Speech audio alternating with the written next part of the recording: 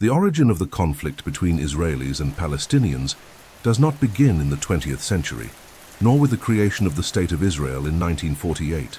To understand its deeper roots, we must dive into an immemorial past, in a region that before being named Palestine was known as Canaan.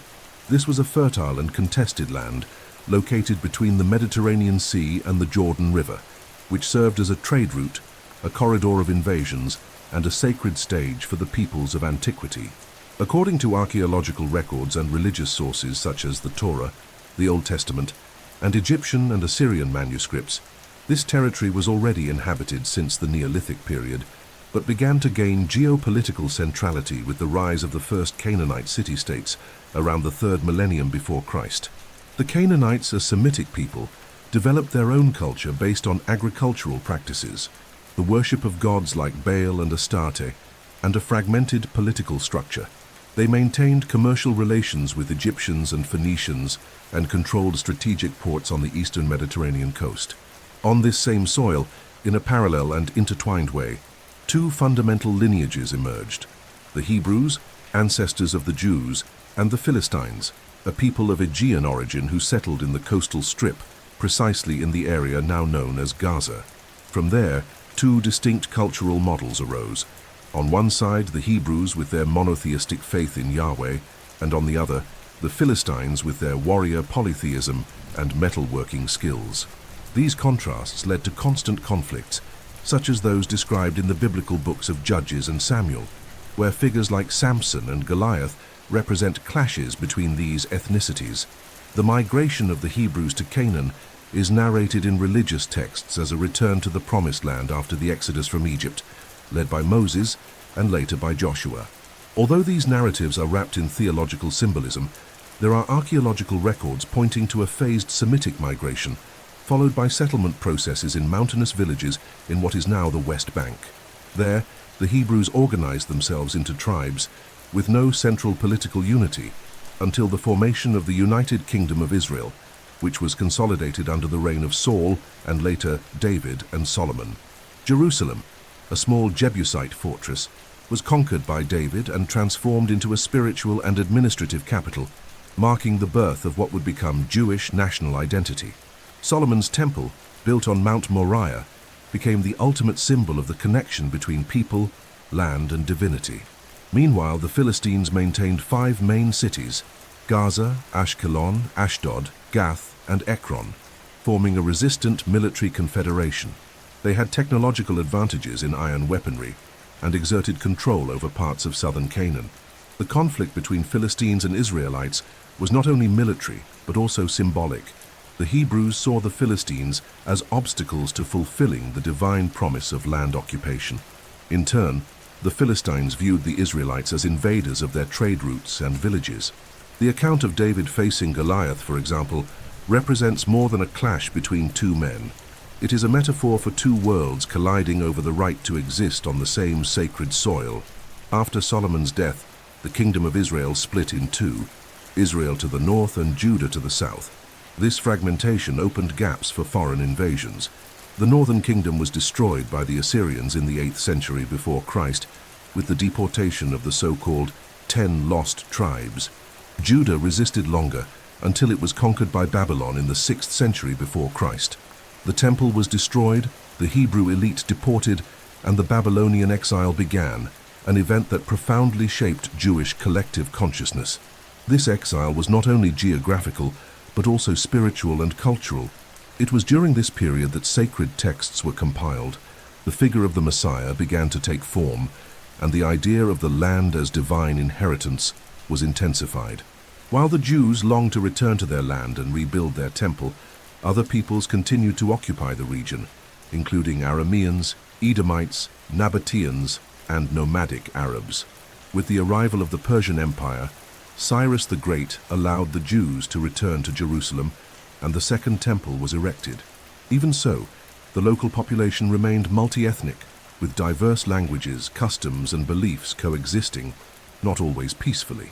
From this point on, the Holy Land would be controlled by a succession of empires: Persians, Greeks, Seleucids, Romans, each leaving scars and layers upon the territory that over the centuries would become synonymous with promise, faith, blood, and dispute. In this first section, we can see that the conflict between Israelis and Palestinians, although modern in its current forms, is rooted in a past where land, divinity, and identity have always walked together.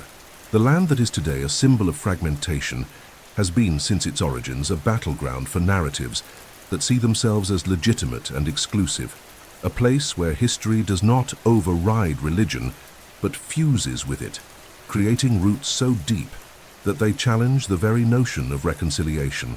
The Holy Land, nestled between empires and steeped in religious significance, drew the attention of Rome during its expansion into the Near East. In the 1st century before Christ, Judea became a vassal province of Rome, subject to its political and economic interests, yet granted relative autonomy under the Herodian dynasty. Herod the Great, known both for his political cunning and brutality, was the puppet king appointed by Rome. Although he promoted major architectural works, including the expansion of the Temple in Jerusalem, his reign was marked by paranoia, internal persecutions, and the strengthening of Roman presence. As Rome consolidated its rule, tensions increased with the Jewish population, which culturally resisted Hellenization and foreign domination. The Romans imposed heavy taxes, disrespected religious customs, and treated Jews with disdain, gradually igniting the flame of rebellion. Jewish resistance took many forms. There were the Pharisees, scholars of religious law who discreetly opposed Roman rule, the Sadducees, more conciliatory and aligned with power, the Essenes, who withdrew to the desert awaiting the end times, and the Zealots, who openly advocated armed insurrection. Among these movements, a singular figure also emerged, Jesus of Nazareth, whose message of peace and spirituality disturbed both Jewish leaders and Roman authorities. Although Christianity would only become established centuries later, its origins lie in a Judea simmering with political and religious tensions. The crucifixion of Jesus, seen by Rome as the punishment of a potential agitator, signals the empire's sensitivity to any hint of instability. But the true breaking point was yet to come. In the year 66 after Christ, the Great Jewish Revolt erupted. Fueled by decades of oppression, desecrations, and abuse, the population rose up against Roman rule. For 4 years, the rebels managed to maintain control over parts of Judea until General Titus, son of Emperor Vespasian, led a devastating campaign. In 70 after Christ, Jerusalem was besieged, the Second Temple destroyed, and the city leveled, an event that not only left a deep imprint on Jewish identity, but also marked the beginning of the diaspora.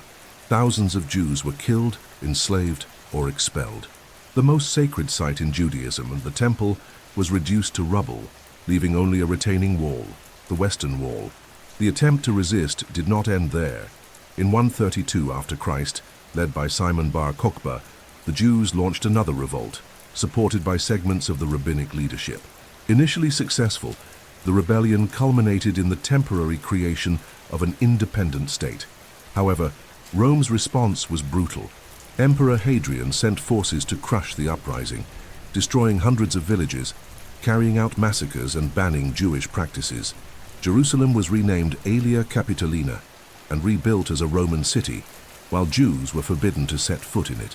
The province was renamed Syria Palestina, a symbolic attempt to erase Jewish identity and reinforce ties to the ancient Philistines, historical enemies of Israel. This change in nomenclature marks a crucial milestone, initiating the direct association between the name Palestine and the territory that remains contested to this day. With the destruction of the Temple and the prohibition of return, Jews dispersed even further throughout the Roman Empire, beginning a diaspora that would last millennia. This dispersion was not only physical, but also spiritual. Without a temple, Jews reinforced the importance of the Torah, synagogues, and domestic rituals. Rabbinic Judaism replaced the sacrificial system, becoming a portable religion capable of surviving far from Jerusalem. At the same time, the idea of returning to the Promised Land remained alive in liturgical texts, rituals, and collective identity. Next year in Jerusalem became a mantra, a whispered promise passed down through generations born and buried far from their ancestral land. While Jews spread across Europe, North Africa, and Asia, the region of Palestine came to be occupied by various peoples, remaining a land of encounters and disputes. The Romans Christianized the region after Emperor Constantine, and Christianity began to establish itself as the dominant religion, turning Jerusalem into a center of pilgrimage. Palestine thus became a stage for multiple memories. For Jews, it was the lost land. For Christians, the place of Christ's crucifixion and resurrection. For Romans, a rebellious province marked by blood and resistance. This period marks the first major rupture between the Jews and the land now called Israel-Palestine. From the destruction of the Temple and the reconfiguration of the region as Syria-Palestina, the idea of an exiled people and a land continuously occupied by empires became crystallized. The pain of loss, the promise of return, and collective trauma became so deeply rooted in Jewish identity that centuries later they would fuel the Zionist movement. And for the peoples who remained on the land, mostly Arabs, Christians, and later Muslims, that space became a homeland by right of presence, rooted in daily life, in the fields, villages, and in memory passed down orally, without the need for return, because they had never left. With the collapse of the Western Roman Empire and the consolidation of the Byzantine Empire in the east, Palestine came under the rule of Orthodox Christians, who reinforced the sacred character of the region in the light of the New Testament. Jerusalem became a center of pilgrimage. Monumental churches like the Church of the Holy Sepulchre were erected, and the local populations, consisting of remaining Jews, native Christians, and Arab tribes, lived in relative stability under Byzantine control. However, this balance would be drastically altered starting in the 7th century, when a new emerging force in the Arabian desert, Islam, would completely reshape the political, religious, and cultural destiny of Palestine. The rise of the Prophet Muhammad in Mecca and Medina not only introduced a monotheistic religion that engaged with both Judaism and Christianity, but also laid the foundations for a rapidly expanding theocratic empire. After Muhammad's death in 632 after Christ, the caliphs who succeeded him launched a series of military campaigns that conquered vast territories in record time. In 638, under the caliphate of Umar ibn al-Khattab, Jerusalem was peacefully taken from the Byzantines. According to Islamic traditions, Umar entered the city without bloodshed and guaranteed protection to Christians and their holy sites. He also visited the area of the ancient Temple of Solomon, already in ruins, and acknowledged its importance to Islam. Soon after, the Dome of the Rock was built there, one of the most iconic structures of the Islamic religion, located on the same plateau where the Jewish temple once stood. There, according to Islamic belief, Muhammad ascended to the heavens during the night journey, making Jerusalem the third holiest site in Islam after Mecca and Medina. The Islamization of Palestine was not merely a religious replacement, but also a cultural, linguistic, and administrative transformation. Arabic was progressively adopted as the dominant language, and the legal system based on Sharia began to regulate aspects of daily life. Contrary to modern ideas of forced conversions, the medieval Islamic world generally allowed Jews and Christians to continue practicing their faith as people of the book, in exchange for paying specific taxes and accepting Muslim rule. Over the centuries, many inhabitants of Palestine converted to Islam, not only out of faith but also for social, economic, and political reasons. From this process emerged an Arab-Palestinian identity rooted in the land, the Arabic language, and Islam, though always interwoven with Jewish and Christian influences that never fully disappeared. Under the Umayyad and Abbasid caliphates, Jerusalem and other Palestinian cities flourished as regional centers of learning and trade. Local Arab populations increasingly identified with the land as their ancestral homeland, not in the modern nationalist sense, but as a form of cultural and religious belonging. The land, for Muslims, was sacred not only because it housed places tied to Islamic tradition, but also because it served as the stage for various eschatological prophecies. Palestine thus became more than a territory. It became a symbol, a spiritual inheritance, a link with the prophets, and an inseparable part of the Islamic world. It is during this time that local Arab inhabitants began to see themselves as guardians of a legacy that transcended geography, a destiny of faith. In the centuries that followed, Palestine witnessed the coming and going of various Islamic powers. The Fatimids, Seljuks, Ayyubids, and Mamluks succeeded one another in controlling the region, each leaving their mark on architecture, urban organization, and religious practices. Islamic rule maintained the structure of respect for the people of the book, though its implementation varied depending on the ruler. In this context, the coexistence of Muslims, Christians, and Jews was often tense, yet it also produced moments of exchange, commerce, and cultural pluralism. Contrary to the modern image of a homogeneous Palestine, the region was a mosaic of ethnicities, languages, and faiths. However, as the centuries passed, the number of Jews in the region decreased, while an Arab-Muslim majority consolidated, especially in rural areas and peripheral urban centers. It is crucial to highlight that although the term Palestinian as a national identity only gained strength in the 20th century, the construction of a collective consciousness among the Arab inhabitants of Palestine was already underway long before. Over time, the Muslims of the region cultivated not only a religious connection to the land, but also an emotional bond with their villages, olive groves, marketplaces, and oral traditions. This emotional and spiritual attachment to the land is often overlooked by superficial geopolitical analyses, yet it forms one of the deepest pillars of the Palestinian cause. For these inhabitants, Palestine was not just a conquered land, it was their home, their world. When we look at the Islamization of Palestine through this lens, we see that it was a much broader process than a simple change of rulers. It was a transformation of identity, religious landscape, and historical narrative. While the Jews kept the memory of the land alive in distant diasporas, Arab Muslims were building day by day centuries of uninterrupted presence there. This duality, the right of return versus the right of those who never left, is one of the seeds of the current impasse, where both sides see themselves as legitimate heirs to the same soil, whose millennia-old history carries within it the impossibility of being divided without pain. Palestine, already deeply marked by successive layers of faith, conquest, and identity, became in the 11th century the epicenter of a new kind of war, not only military, but spiritual, the Crusades.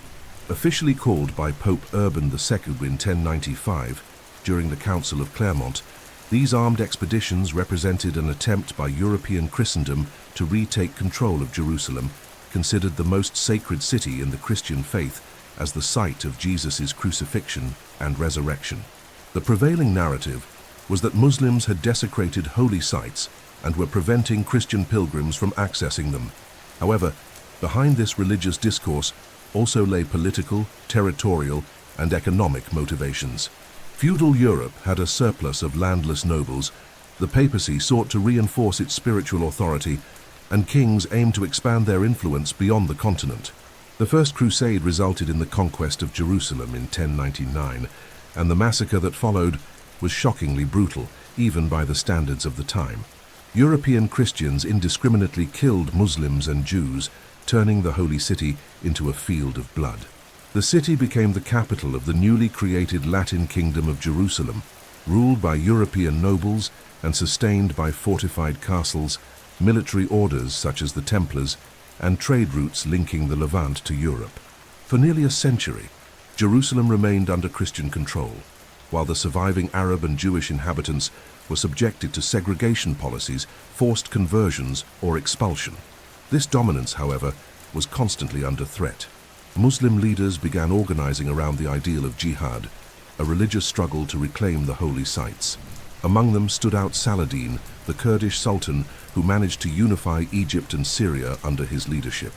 In 1187, after the decisive Battle of Hattin, Saladin recaptured Jerusalem with a gesture of clemency that contrasted sharply with the Crusaders' massacres. Instead of bloodshed, he allowed Christians to leave the city by paying a ransom and ensured protection for the holy sites of all religions. Saladin's figure became legendary, not only in the Islamic world, but also in European accounts, where he was portrayed as an honorable leader, evidence that even in war, respect was possible. In the centuries that followed, several other crusades were launched, but none achieved the same initial success. Some never even reached the Levant. Others ended in military failure or moral collapse, like the Fourth Crusade, which ended up sacking Constantinople, a Christian city. In Palestine, the Crusader kingdoms gradually shrank in the face of advancing Muslim forces and the Islamic political reorganization under the Ayyubids and later the Mamluks. In 1291, with the fall of Acre, the last Crusader strongholds were definitively expelled from the territory. Palestine returned fully to Muslim control, but the wounds left by the Crusades would persist for centuries, not only in the landscape, but also in collective memory. The Crusades marked the beginning of a deep division between the Christian West and the Islamic East. The image of the infidel enemy, whether Muslim or Christian, gained symbolic strength and was used for centuries to justify wars, invasions, and intolerance.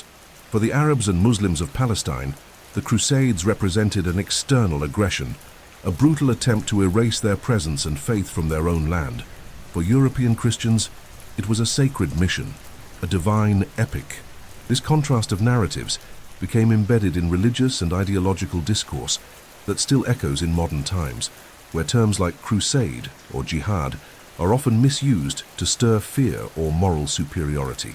Beyond battles and occupations, the Crusades also left a legacy of cultural and architectural exchange. Fortification techniques, construction styles, irrigation systems, and agricultural practices were exchanged between Christians and Muslims.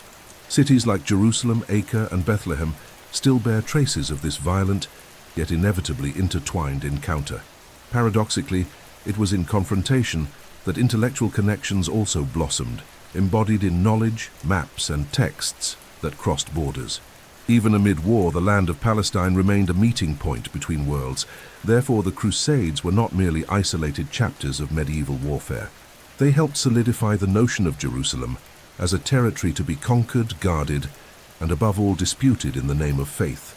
The idea that the city and its surroundings do not belong solely to those who live there, but to all who consider it sacred, makes the question of sovereignty over Palestine especially sensitive. During 2 centuries of Crusades, the seed of religious internationalization of the land was planted, a seed that would later grow into future disputes among Jews, Muslims, and Christians, and that to this day complicates any peace proposal as it transforms land into dogma, borders into sacrifice, and stones into prophecy. With the end of the Crusades and the final expulsion of the last Crusader kingdoms at the end of the 13th century, Palestine returned fully to Muslim control. Over the next 2 centuries, the region passed through the hands of the Mamluks, a military elite that ruled Egypt and parts of the Levant, until it was conquered by the Ottoman Empire in 1516.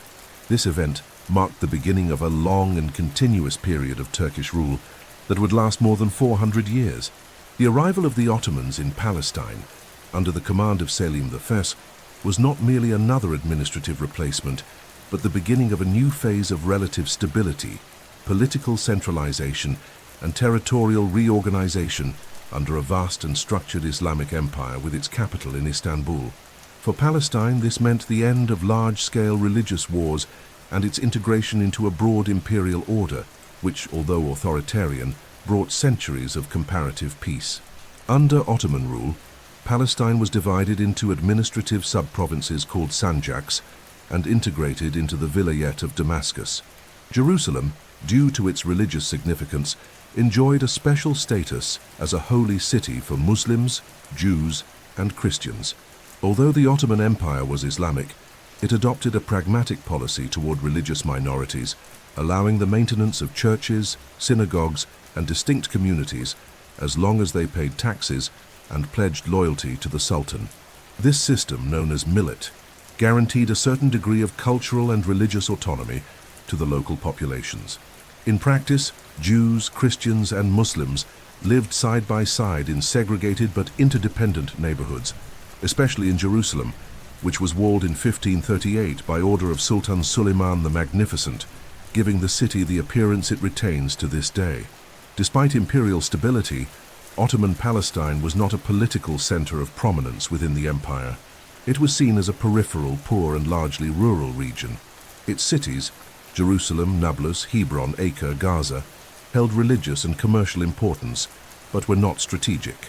Most of the population consisted of Muslim Arab peasants, known as fellahin, who cultivated the land through tenancy or collective labor systems. There were also nomadic Bedouin populations living in desert areas, providing escort services and trade.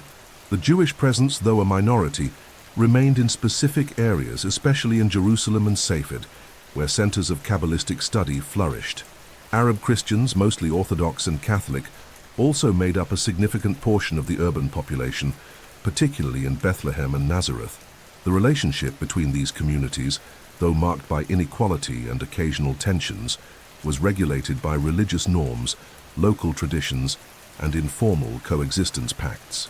The land during this period was deeply tied to labor, memory, and daily faith. The inhabitants of Palestine, though distant subjects of the Sultan in Istanbul, built an identity rooted in territory, shaped by the seasons, markets, religious festivals, and family practices passed down through generations. It was a plural Palestine, but with a hierarchical social structure, where power was distant and the most relevant disputes occurred among local clans, tribal leaders, religious authorities, and tax collectors. During the 17th and 18th centuries, the Ottoman Empire began to decline, which also affected governance in Palestine. Corruption increased, tax collection became more aggressive, and conflicts between rival clans intensified in certain regions. Nevertheless, the imperial structure remained functional enough to prevent total fragmentation. It was only in the 19th century, with the rise of European nationalisms and growing Western intervention, that the Ottoman balance began to collapse more visibly. The so-called Eastern Question, a term used by European powers to discuss the fate of the decaying Ottoman territories, once again placed Palestine at the center of international attention. During that same century, the Ottoman Empire undertook administrative reforms known as Tanzimat, aimed at modernizing its structure and resisting external pressures. In the Palestinian context, this meant new land laws that reorganized property ownership, encouraged the official registration of lands, and facilitated the legal purchase of land by foreigners. These reforms, seemingly bureaucratic at first, would later pave the way for legal land acquisition by Zionist organizations decades before the creation of the State of Israel. Furthermore, the 19th century witnessed the growth of European Christian missions, Western schools, Arabic language newspapers, and the emergence of a political awareness among the Arabs of Palestine, who began to see themselves not only as local Muslims or Christians, but as part of a people with a shared cultural identity and collective destiny. It was during this long and often overlooked Ottoman period that the foundations of modern Palestine were laid.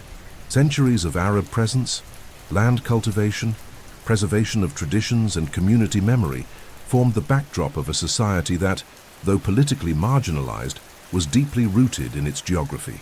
The Jews, for their part, continued to live mostly in the diaspora, with small communities in the Holy Land and large populations in Eastern Europe, where they faced persecution, pogroms, and social exclusion. The idea of returning to the land of Israel still existed in religious imagination, but it had not yet become an organized political project that would happen only at the turn of the 20th century. Therefore, Ottoman rule over Palestine was not marked by epic wars or radical transformations, but by a kind of silent continuity that often escapes modern perspectives. It was a time of uninterrupted Arab presence, of coexistence with religious minorities, and of the sedimentation of a cultural landscape that would be deeply shaken in the following century. When the empire finally collapsed after World War I, the void left by its end would open the door to a new era of imperial promises, colonial betrayals, and nationalist disputes. But the memory of the centuries lived under the Ottomans would remain alive in the way Palestinians even today speak of the land as theirs since forever. As the 19th century progressed, the reality of Jewish diaspora life in Eastern Europe became increasingly unsustainable. Although Jewish communities were scattered across the continent, most Jews lived under economic exclusion, legal segregation, and daily violence.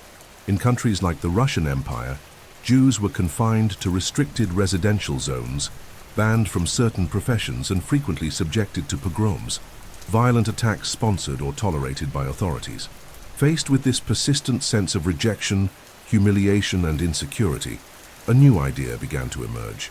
If the world did not want the Jews, perhaps it was time for the Jews themselves to reclaim what had always been theirs, the land of Israel. Thus, Zionism was born, not as a purely religious doctrine, but as a modern political movement for national liberation. The term Zionism derives from Zion, one of the biblical names for Jerusalem, and was formally adopted around 1890 by the Austro-Hungarian journalist Nathan Birnbaum. However, the most recognized figure as the father of modern Zionism is Theodor Herzl, a secular Jewish journalist from Vienna, who, after covering the Dreyfus Affair, an anti-Semitic trial against a French Jewish officer falsely accused of treason, concluded that assimilation had failed and that Jews needed a state of their own. In 1896, Herzl published The Jewish State, proposing the creation of a national Jewish homeland as the only solution to European anti-Semitism. The following year, he organized the first Zionist Congress in Basel, Switzerland, where the Zionist movement was officially consolidated, with the central goal of establishing a Jewish homeland in Palestine, still under Ottoman control. Zionism quickly split into various currents. There were political Zionists like Herzl, who sought diplomatic agreements to legitimize the endeavor, religious Zionists who saw the return as the fulfillment of divine prophecy, socialist Zionists like Ber Borochov and David Ben-Gurion, who aimed to build an egalitarian society based on collective agricultural labor, and even revisionist Zionists like Vladimir Jabotinsky, who advocated a more aggressive and militarized stance. Despite internal differences, they all shared the conviction that the land of Israel, then called Palestine, was the natural and historical destiny of the Jewish people. This conviction, however, ignored one essential fact: the land they dreamed of was already inhabited. At the end of the 19th century, Ottoman Palestine had about 500,000 inhabitants, 90% of whom were Arabs, Muslims and Christians, living in villages, cities and farmlands. The Jewish population was small, concentrated in Jerusalem and other holy cities, and mostly composed of religious Jews who did not support modern Zionism. When the first organized waves of migration, known as Aliyot, arrived from Eastern Europe, the newly arrived Jews purchased land from absentee landowners, often disregarding the Arab peasants who already lived on it. Although these transactions were legal under Ottoman reforms, they created immediate resentment among Palestinians, who began to see the Zionist settlers not as refugees, but as invaders seeking to alter the region's demography and sovereignty. Between 1882 and 1914, approximately 60,000 Jews migrated to Palestine, founding new agricultural communities called kibbutzim and moshavim, with infrastructure, Hebrew language schools, and armed protection. Many of these settlers refused to hire Arab laborers, defending the principle of Hebrew labor as a means of creating a self-sufficient society. This stance intensified tensions between the two peoples, while the Zionist movement gained institutional strength with the creation of the Jewish National Fund for Land Acquisition and the Hashomer Youth Guard. Hebrew, once a liturgical language, was revived as a spoken tongue, a gesture of cultural rebirth that reflected the ambition to create a new Jewish civilization, independent and rooted in the ancestral land. However, the Zionist project did not evolve in a vacuum. The Ottoman Empire viewed the presence of European Jews with nationalist intentions with suspicion. Many migrants had to use legal loopholes to remain in the country. Local authorities, at times corrupt, allowed informal settlements, while Arab leaders warned of the danger of a state within a state. Still, the empire's weakness, external pressure from European powers, and the absence of an organized Arab national consciousness allowed Zionism to gain ground, but tensions began to escalate. Between 1905 and 1911, isolated clashes occurred in settlement areas, protests erupted, and open letters denounced the Zionist danger. The seeds of modern tragedy were being planted, not with tanks or missiles, but with land contracts, flags raised in silence, and languages revived in the desert. It is important to note that for Zionist Jews, Palestine was seen as an empty land, abandoned, waiting for its original people. This narrative, encapsulated in the phrase, "a land without a people for a people without a land," deliberately ignored the millennia-long Arab presence. For Palestinians, on the other hand, the Jews did not come as fellow children of Abrahamic faith, but as foreigners backed by European colonialism, seeking to turn the natives into obstacles. Thus, two parallel realities formed, both legitimized by historical narratives and lived experience: that of the Jewish people in search of a safe home and the fulfillment of a millennial promise, and that of an Arab people who had lived on that land for centuries and had no intention of abandoning it, so others could realize their dream. Therefore, the emergence of Zionism marks the beginning of the modern politicization of the Jewish question in Palestine. It is both a liberation movement and a catalyst for conflict. Its existence shines a light on one of the greatest contradictions of the 20th century. How can two peoples, both with deep ties to the same land, be led to believe that the other must disappear for them to fully exist? This question would not be answered in the following decades. On the contrary, it would transform into refugee camps, separation walls, settlements, intifadas, and failed treaties. But it was here at the end of the 19th century that the dream of one homeland met the reality of another. The beginning of the 20th century would bring to Palestine and the world one of the most tragic turning points in modern history, the First World War.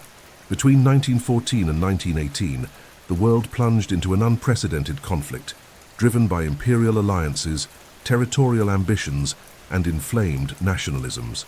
The Ottoman Empire, which still controlled Palestine, chose to ally itself with Germany and the Austro-Hungarian Empire. This decision would seal its fate. By the end of the war, not only would the Ottoman Empire be defeated and dismantled, but the seeds of the modern Middle Eastern tragedy would be sown by the victorious powers, especially by Britain, whose diplomatic duplicity during the conflict would become one of the most notorious political betrayals in history. As the Ottoman Empire weakened, the British began crafting plans to control its Arab territories.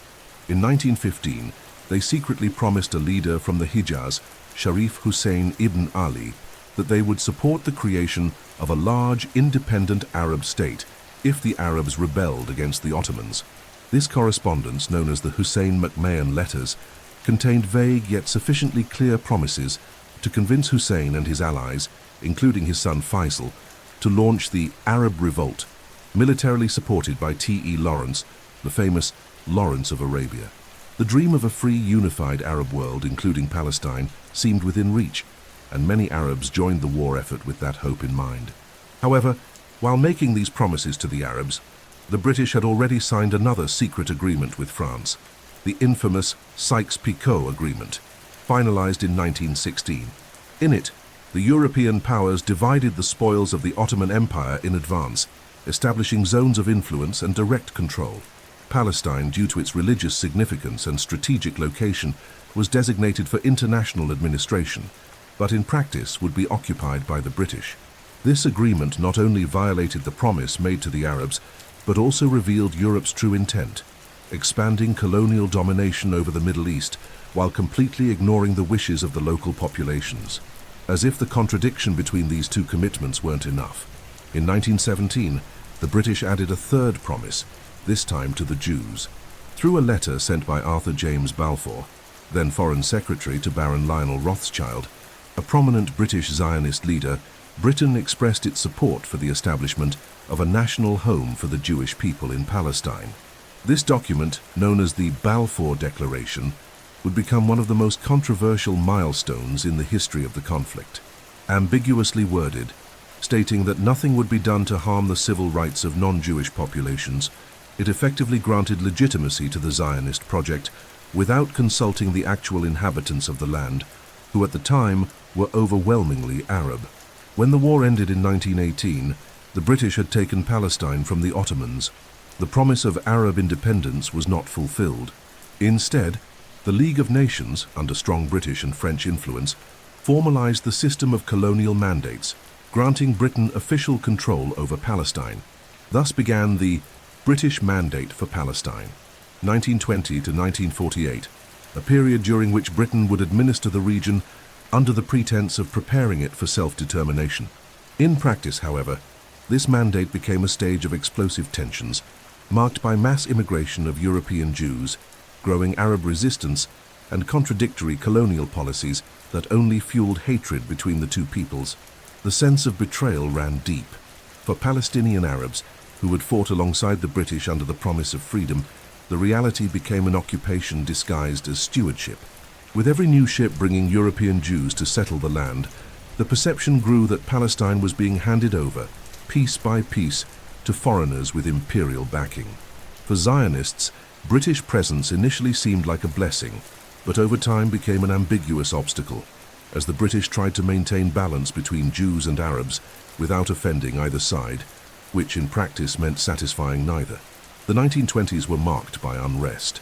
Jewish immigration increased with support from international Zionist organizations and European funding. New farms, neighborhoods, Hebrew schools, and political institutions were established. Arabs, in turn, saw their lands sold, their neighbors displaced, and their customs threatened. In 1920 and 1921, the first major violent clashes between Jews and Arabs erupted, particularly in Jerusalem and Jaffa. In 1929, a new wave of violence, this time in Hebron, resulted in the massacre of dozens of Jews by Arab mobs, forever disrupting coexistence in mixed cities and generating fear, mistrust, and segregation.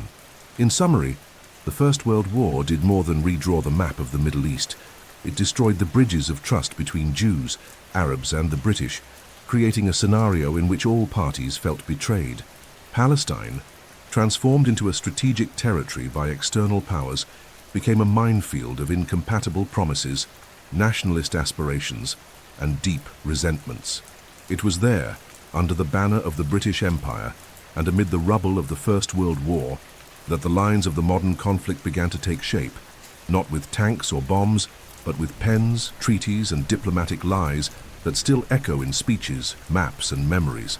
With the end of World War I and the official establishment of the British Mandate for Palestine by the League of Nations in 1920, the land that had lived for centuries under distant empires came to be directly administered by a modern European power with its own geopolitical goals and irreconcilable promises in hand.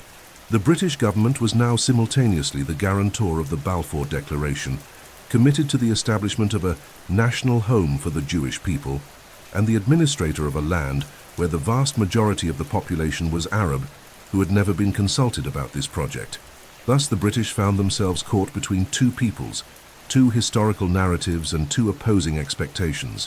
From the 1920s onward, Palestine became a territory governed by colonial decrees, besieged by migratory flows, and inflamed by emerging nationalism on both the Jewish and Arab sides. In the first years of the Mandate, the impact of organized Jewish immigration quickly became visible. The numbers rose rapidly. Between 1920 and 1930, more than 100,000 European Jews arrived in Palestine, many fleeing the growing wave of anti-Semitism in Eastern Europe. With financial support from international organizations, these immigrants founded farms, schools, businesses, cooperatives, and new urban neighborhoods. Hebrew was reintroduced as a national language, universities were established, and Zionist political institutions began to operate in parallel with the British colonial structure, including the Jewish Agency, which represented the interests of the Jewish community to the authorities. The Haganah, a defense force, also began to organize informally, laying the groundwork for a future Jewish state with its own army, economy, and diplomatic representation. For Palestinian Arabs, this transformation of the landscape was not seen as development, but as a silent invasion. The growing number of Jews in the cities, posters in Hebrew, the purchase of lands from absentee landlords, and the policy of Jewish labor only generated a sense of slow and irreversible dispossession. Palestinian peasants, mostly illiterate and poor, were expelled from lands they had cultivated for generations when these plots were legally sold to Zionist settlers. This displacement, although legal from the British perspective, fueled a diffuse anger and a growing conviction that the Jews were not merely returning, but planning to take full control of the land. The local Arab elite, composed of urban notables and religious leaders, attempted to organize political resistance, but they were hampered by internal divisions, a lack of cohesion, and a fragmented leadership that could not rival the organizational strength of the Zionists. Social tension erupted into violence for the first time in 1920 during the riots in Jerusalem, and again in 1921 with bloody clashes in Jaffa. In both cases, Arab crowds attacked Jewish neighborhoods, resulting in dozens of deaths and injuries on both sides. The British, surprised by the ferocity of the violence, responded with repression and vague promises of reform. However, none of these measures contained the growing hostilities. In 1929, the trigger was a rumor about access to the Western Wall, a sacred site for Jews located next to the Temple Mount, the third holiest site in Islam. The result was a new wave of massacres, the most brutal being in Hebron, where 67 Jews were killed by Arabs, many of them neighbors. Coexistence between communities in mixed cities was definitively broken. The British, under pressure from both sides, began to issue white papers and commissions of inquiry in an attempt to adjust their policy. In 1930, the Passfield White Paper proposed limiting Jewish immigration and restricting land purchases, acknowledging Arab grievances. However, after pressure from the Jewish community and international allies, the measures were softened or simply ignored. The lack of a clear and firm policy fueled distrust on all sides. Jews saw the British as inconsistent and paternalistic administrators, unable to ensure progress for the Zionist project. Arabs, on the other hand, saw them as traitors, complicit in a colonization effort that was turning them into strangers in their own land. Radicalization reached a new level between 1936 and 1939 with the outbreak of the Chihwa, Great Arab Revolt. It was a widespread uprising against the British and the Zionist project, involving general strikes, sabotage, attacks on trains, military posts, and settlers. The British responded with brutal repression. Thousands of Arabs were arrested, rebel leaders were executed, villages were destroyed, and elite military forces were deployed. To crush the revolt, the British even armed and trained Jewish units, a decision that further strengthened the military infrastructure of the future State of Israel. Arab leadership, especially the Grand Mufti of Jerusalem, Hajj Amin al-Husseini, ended up in exile, leaving a political vacuum in Palestinian society that would never be fully restored. Faced with escalating violence, the British proposed for the first time the partition of Palestine. The Peel Reporters of 1937 suggested dividing the territory between Jews and Arabs, with a small international zone around Jerusalem. Zionists accepted the plan with reservations, viewing it as a first step. Arabs completely rejected it, refusing to legitimize any division or a Jewish state. The proposal was shelved and the cycle of confrontations continued. At the end of the 1930s, with the Second World War looming, the British sought to appease the Arab world and issued the 1939 White Paper, severely limiting Jewish immigration and land purchases. This measure was seen as a betrayal by Zionists, especially as thousands of European Jews were trying to escape Nazism and were being turned away at Palestine's gates. The British mandate turned Palestine into a pressure cooker where all the ingredients of disaster were present. A native people who felt dispossessed, a returning people who felt legitimized by imperial promises, and a foreign administrator increasingly incapable of controlling the forces it had set in motion. Between military posts, immigration stations, training camps, and expanding cities, the land seemed to cry out for definition, but no solution satisfied both sides.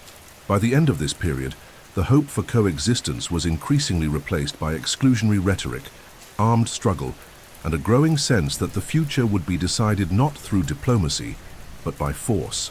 The 1940s began with the world plunged into World War II, but in Palestine, the global conflict only intensified local tensions that were already on the verge of rupture. As Nazism advanced across Europe, millions of Jews faced brutal persecution, culminating in the systematic genocide known as the Holocaust. 6 million Jews were murdered by the Nazis in extermination camps, ghettos, mass executions, and death marches. The trauma was immeasurable, not only for the lives lost, but for the confirmation of the worst Zionist nightmare, that Jews, even in the heart of Western civilization, were seen as disposable. Europe, the cradle of modernity and science, had turned into a slaughterhouse, and this reignited with full force the urgency for a safe, sovereign Jewish state, something Palestine symbolically represented for the Jewish people. Meanwhile, Palestine remained under British control but was in administrative collapse. Britain was economically weakened and militarily overextended. Internally, it faced growing pressure from both sides. Arabs demanded an end to the Zionist project, while Jews, now led by figures like David Ben-Gurion and Menachem Begin, demanded the opening of borders to Holocaust survivors.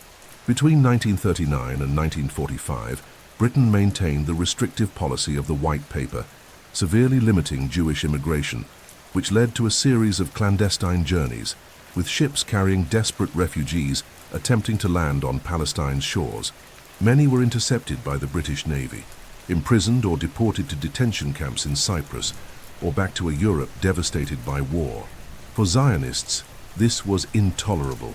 Preventing Holocaust survivors from reaching the Promised Land was morally indefensible. The Zionist movement became radicalized. Groups such as the Irgun and Lehi, known as the Stern Gang, began attacking British targets in an armed campaign that included bombings, sabotage, and executions. In 1946, the bombing of the King David Hotel, headquarters of the British administration in Jerusalem, killed dozens and intensified the perception that British presence in Palestine was unsustainable. At the same time, Britain tried to suppress the revolt without losing its strategic position in the region, especially with the new geopolitical landscape forming after the war. The United States was emerging as a superpower, and the Cold War loomed on the horizon.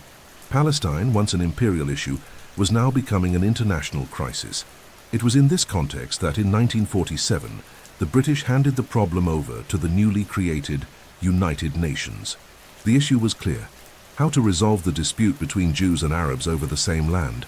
After intense debates, investigative commissions, and diplomatic lobbying from both sides, the UN presented Resolution 1981, which proposed the partition of Palestine into two states, one Jewish and one Arab, with Jerusalem under international control. The plan proposed an unequal division: 56% of the territory for the Jews, who made up about one-third of the population, and 44% for Palestinian Arabs, who were the majority. Even so, Zionist leaders accepted the plan, seeing it as a first step toward national sovereignty. The Arabs in turn vehemently rejected it.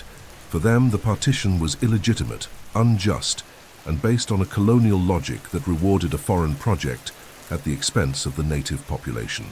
The approval of Resolution 181 by the UN General Assembly on November 29, 1947, sparked immediate and violent reactions. While Jews celebrated in the streets, Arabs saw the announcement as a death sentence for their historical presence in the land. Clashes between militias, attacks on civilian convoys, ambushes, and massacres erupted almost immediately. The country plunged into an undeclared civil war, with neighborhoods under siege, roads blocked, and armed militias attacking villages and mixed cities. One of the most significant episodes was the Deir Yassin massacre in April 1948, where over 100 Palestinian civilians were killed by members of the Irgun and Lehi. The widely publicized event caused mass panic among Arabs and contributed to a massive exodus of Palestinians fearing similar attacks. Amid this chaotic scenario, the British prepared for their final withdrawal, scheduled for May 14, 1948. They left behind a shattered territory with no organized transition of power and two populations in open war. On the same day of the withdrawal, David Ben-Gurion proclaimed the independence of the State of Israel before gathered Zionist leaders in Tel Aviv. The Declaration of Independence was celebrated by Jews around the world as the fulfillment of a millennia-old dream, the response to the Holocaust, and the triumph of self-determination. However, for Palestinian Arabs, that day marked the beginning of the catastrophe, the Nakba, which meant the loss of homes, mass expulsions, and the disappearance of what would have been their national state. The UN's decision to divide Palestine, even with good intentions and legal arguments, was made without the consent of the majority of the local population. It turned a proposed solution into the trigger of the greatest humanitarian disaster in the modern history of the Middle East. The wound of partition, still open to this day, revealed how impossible it is to impose peace upon colonial wounds, opposing memories, and incompatible dreams. When the UN voted for division, it was not merely separating a territory. It was inadvertently sketching the contours of a tragedy that transcends borders and defies all attempts at lasting reconciliation. Just hours after the declaration of Israel's independence on May 14, 1948, 5 Arab armies invaded the newly proclaimed state. Egypt, Syria, Jordan, Lebanon, and Iraq simultaneously entered the territory of former Mandatory Palestine, marking the beginning of the First Arab-Israeli War, also known as the 1948 War. For the Arab countries, it was a mission to defend the Palestinians and preserve Arab unity. halting what they viewed as a European colonial project imposed in the heart of the Islamic world. For the Israelis, it was a war of national survival, a struggle against extermination. The battles that followed were not merely military, they were existential. At stake were the right to exist, control over the land, and the shaping of a map that would define the conflict for generations to come. In the first months of the war, Israeli forces faced logistical challenges, internal disorganization, and limited weaponry. However, the prior training of Jewish militias like the Haganah and Palmach, combined with growing support from the Jewish diaspora and countries like Czechoslovakia, which supplied crucial arms, ensured both resistance and an eventual counteroffensive. Moreover, the Arab armies were poorly coordinated, with conflicting political agendas. Jordan's army, for instance, avoided attacking the area allocated to the future Arab state and focused instead on the West Bank and East Jerusalem. Egypt advanced from the south, targeting Gaza and attempting to blockade Tel Aviv. This imbalance allowed Israeli forces to organize their fronts and launch an unexpectedly effective military campaign. Throughout 1948, the Israelis consolidated control over areas beyond those assigned to them in the UN partition plan. Cities like Haifa, Acre, Jaffa, Lydda, and Ramla were seized in military operations that often involved mass expulsions, massacres, or widespread panic. One of the most controversial and painful aspects of the war was the trans-Palestinian exodus. Between 700,000 and 750,000 Palestinian Arabs were forced to leave their homes, some fleeing the fighting, others directly expelled by Israeli troops, and many leaving in fear after massacres like Deir Yassin. This mass displacement became known as the Nakba, catastrophe in Arabic, and is remembered today as the most tragic rupture in Palestinian history. For Palestinians, the Nakba was not a simple displacement, but the complete collapse of a society. Entire villages were wiped off the map. Over 400 Arab communities were emptied, demolished, or transformed into new Israeli towns. Families who had lived for generations in specific regions saw their homes occupied, their fields fenced off, and their cemeteries forgotten. Many of these refugees still live today in camps scattered across Lebanon, Syria, Jordan, and within Palestine itself, maintained by organizations like UNRWA, United Nations Relief and Works Agency for Palestine Refugees. For Israelis, the Arab exodus was seen as an inevitable consequence of war. Some justified it as self-defense, others denied or minimized it, and only later did critical Israeli historiography begin acknowledging the active role in these expulsions. By the end of 1948, after a series of armistice agreements between Israel and its Arab neighbors, the State of Israel emerged with significantly more territory than allotted by the UN, about 78% of former Palestine. The Gaza Strip came under Egyptian control, while the West Bank and East Jerusalem were annexed by Jordan. No Palestinian state was created, contrary to the original plan. Palestinian leadership was disbanded, with no institutional power, and although Arab nations were militarily involved, they did not prioritize the establishment of a Palestinian national entity. Thus, Palestinians went from being an autonomous majority to a stateless nation, without representation or sovereign territory, a condition that would persist for decades. For Israel, the 1948 war was an epic triumph. In less than a year, the Jewish people went from a traumatized diaspora to a sovereign state recognized internationally. The United States and the Soviet Union quickly recognized Israel, and waves of Holocaust survivors, Jews from the Middle East and Eastern Europe, began arriving in the new country. The Israeli narrative of that era solidified as a story of heroic survival, of a small nation surrounded by implacable enemies. For Palestinians, that same war became the symbol of a profound injustice, a brutal erasure, and violence imposed not only through weapons, but also through a dominant narrative. The contrast between these two collective memories would become the eternal fuel of the conflict. The 1948 war did not end in peace, but in a fragile armistice. The borders established were not recognized as final, and Palestinian refugees were prevented from returning. Israel declared itself a democratic and Jewish state, but ruled over an Arab minority, subjected to military laws, civil restrictions, and constant surveillance. The Palestinian cause, in turn, evolved from a local issue into a global symbol of resistance against occupation, stirring feelings of injustice across the Arab and Islamic world.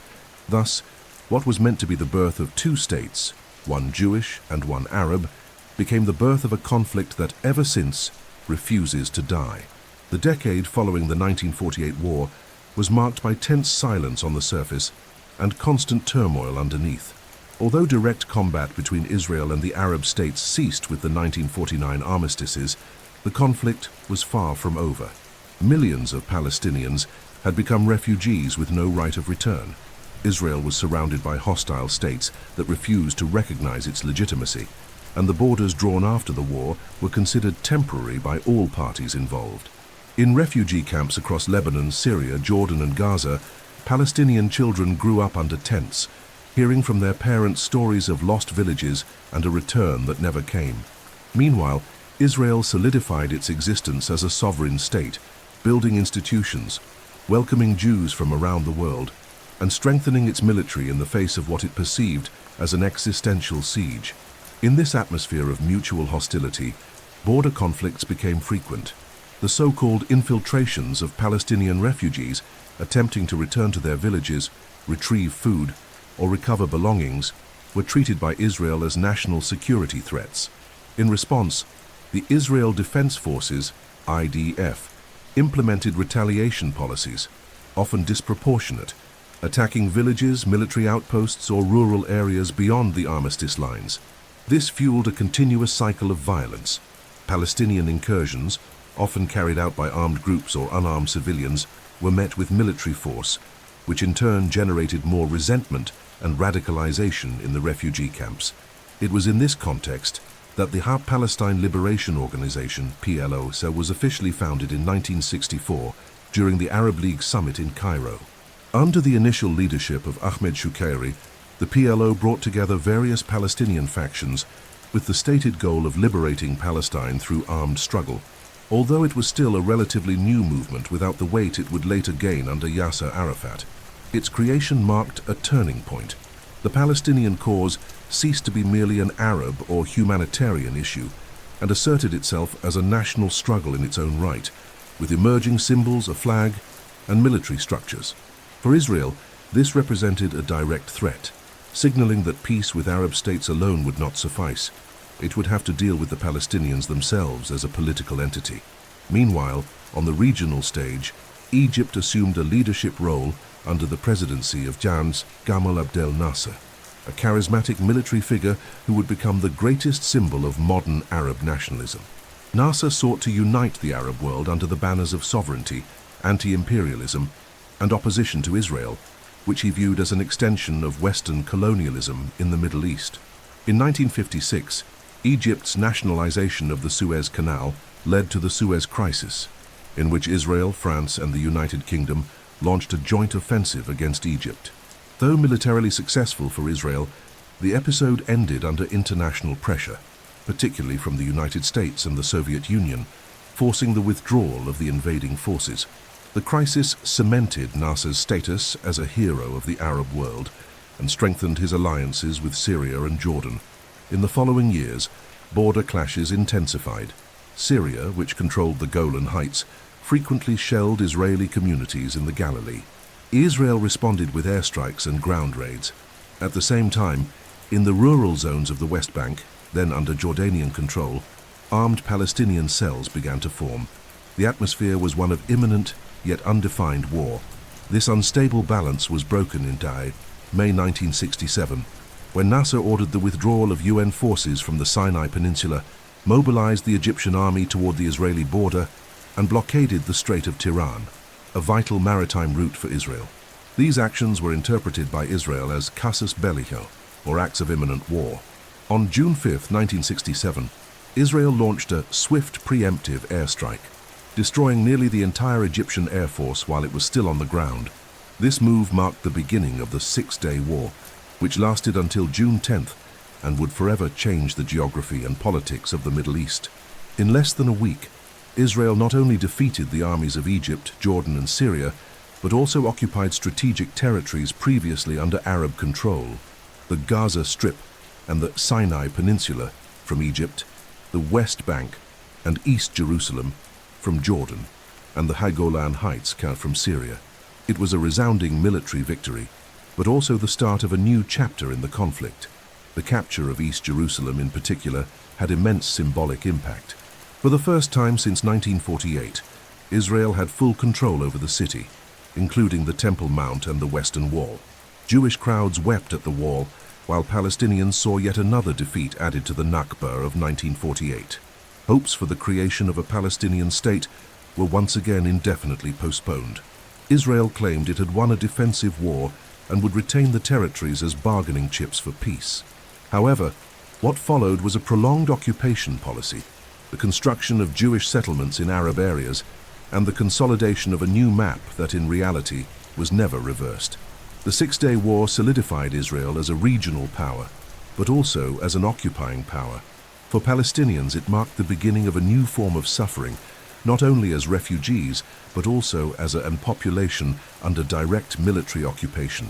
In the occupied territories, checkpoints appeared, land was confiscated, homes were demolished, and administrative detentions became routine. The Arab world, humiliated by the defeat, sank into frustration, and the PLO came to be seen as the sole legitimate representative of the Palestinian struggle.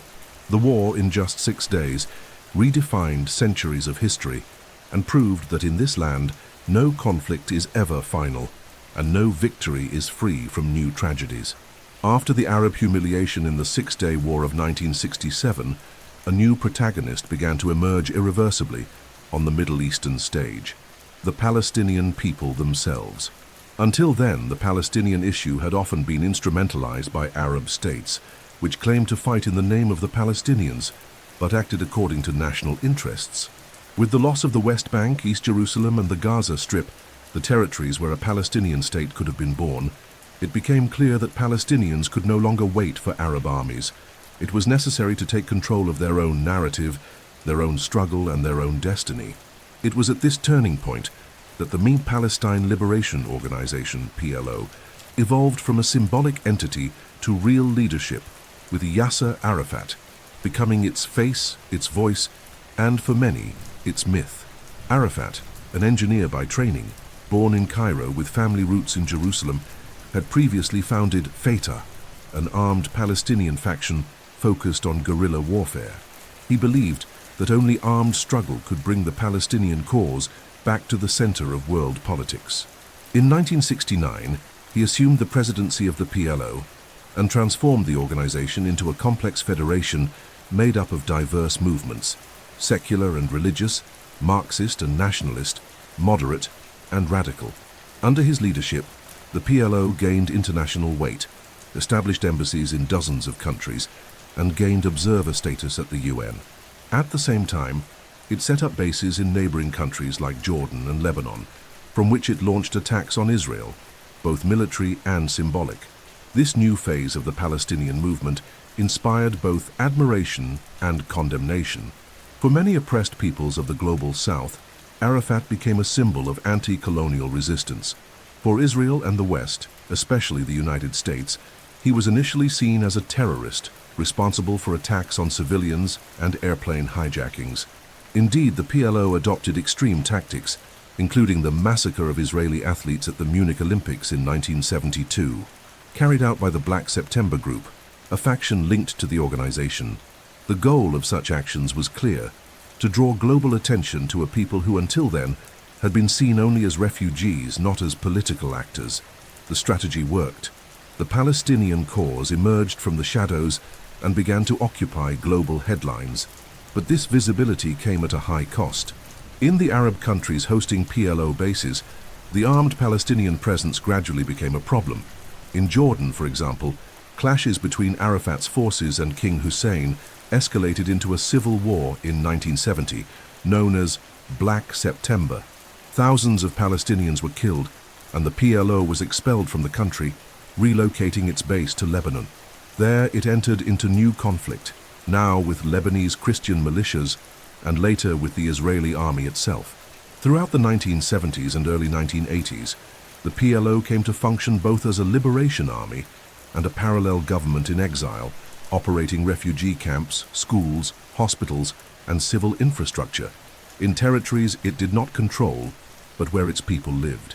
Arafat, with his military uniform and signature keffiyeh, became an omnipresent figure, at times revered as a liberator, at others demonized as a militia leader. His speech, always deliberate and filled with historical metaphors, sought to reconcile revolution with diplomacy. From the late 1970s onward, he initiated a slow and controversial process of moderation, signaling his willingness to accept a two-state solution. This stance divided the Palestinian leadership. Radicals saw any recognition of Israel as a betrayal of the total liberation of historic Palestine. But Arafat understood that geopolitical reality no longer allowed fantasies of total victory. After the Camp David Accords between Israel and Egypt in 1978, which removed the largest Arab army from the conflict, Arafat realized that diplomacy had to walk alongside resistance. In 1982, Israel invaded Lebanon, aiming to destroy PLO bases. The operation led to a devastating siege of Beirut and the forced exile of Arafat and his fighters to Tunisia.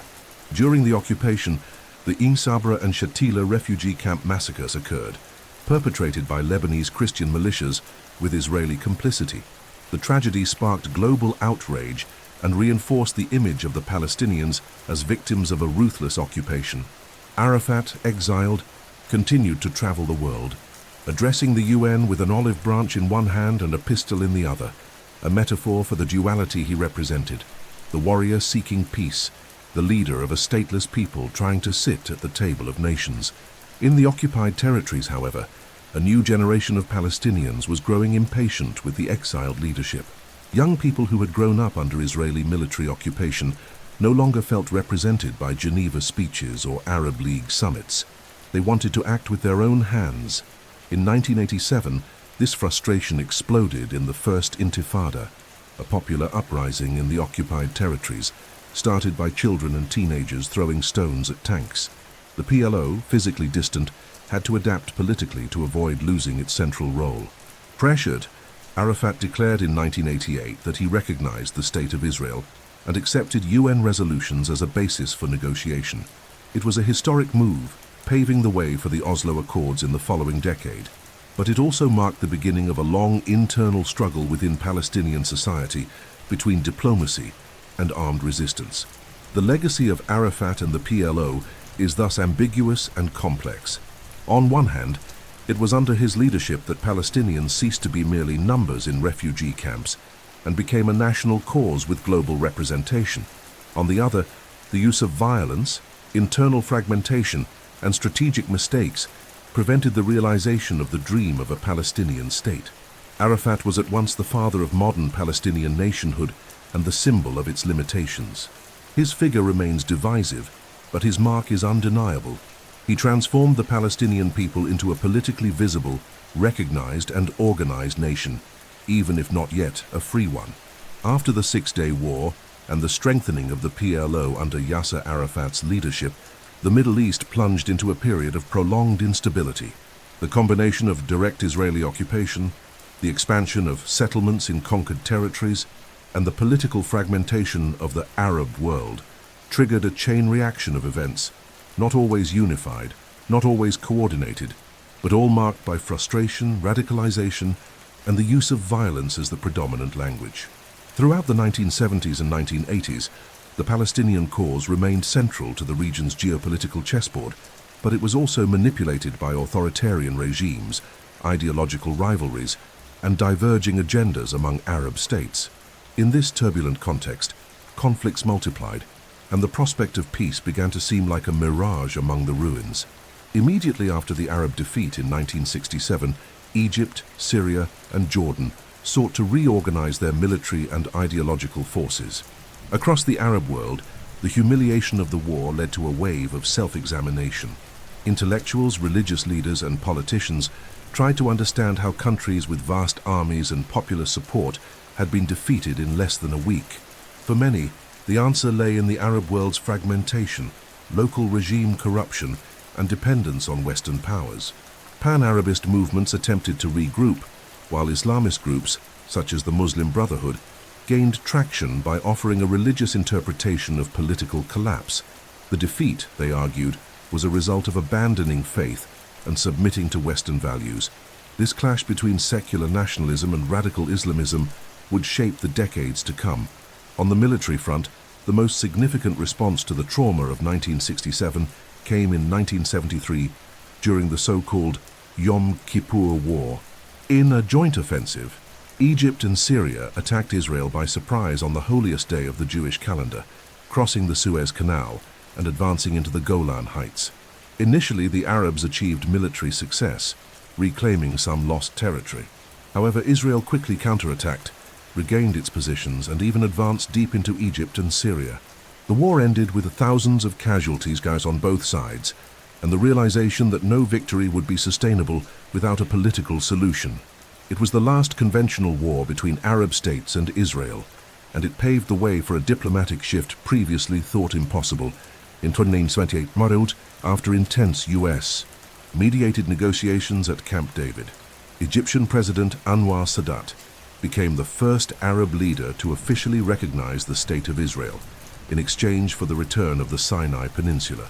The agreement was historic and sent shockwaves through the Arab world. Egypt, once a leader of the Palestinian cause, was suspended from the Arab League, and although Sadat was celebrated in the West, he was assassinated by extremists in 1981. Peace between Israel and Egypt endured, but Palestinian trust in Arab state support suffered a deep blow. The message was clear. When national interests outweighed the Palestinian cause, even the closest allies could retreat or abandon the collective project of liberation altogether. At the same time, Israeli policy in the occupied territories became increasingly aggressive. The construction of Jewish settlements in the West Bank, East Jerusalem, and parts of Gaza intensified, supported by the state, protected by the military, and financed by ideological organizations from the Jewish diaspora. These settlements, deemed illegal by the UN, functioned as fortified enclaves, often located on strategic hilltops, surrounded by walls, exclusive roads, and checkpoints.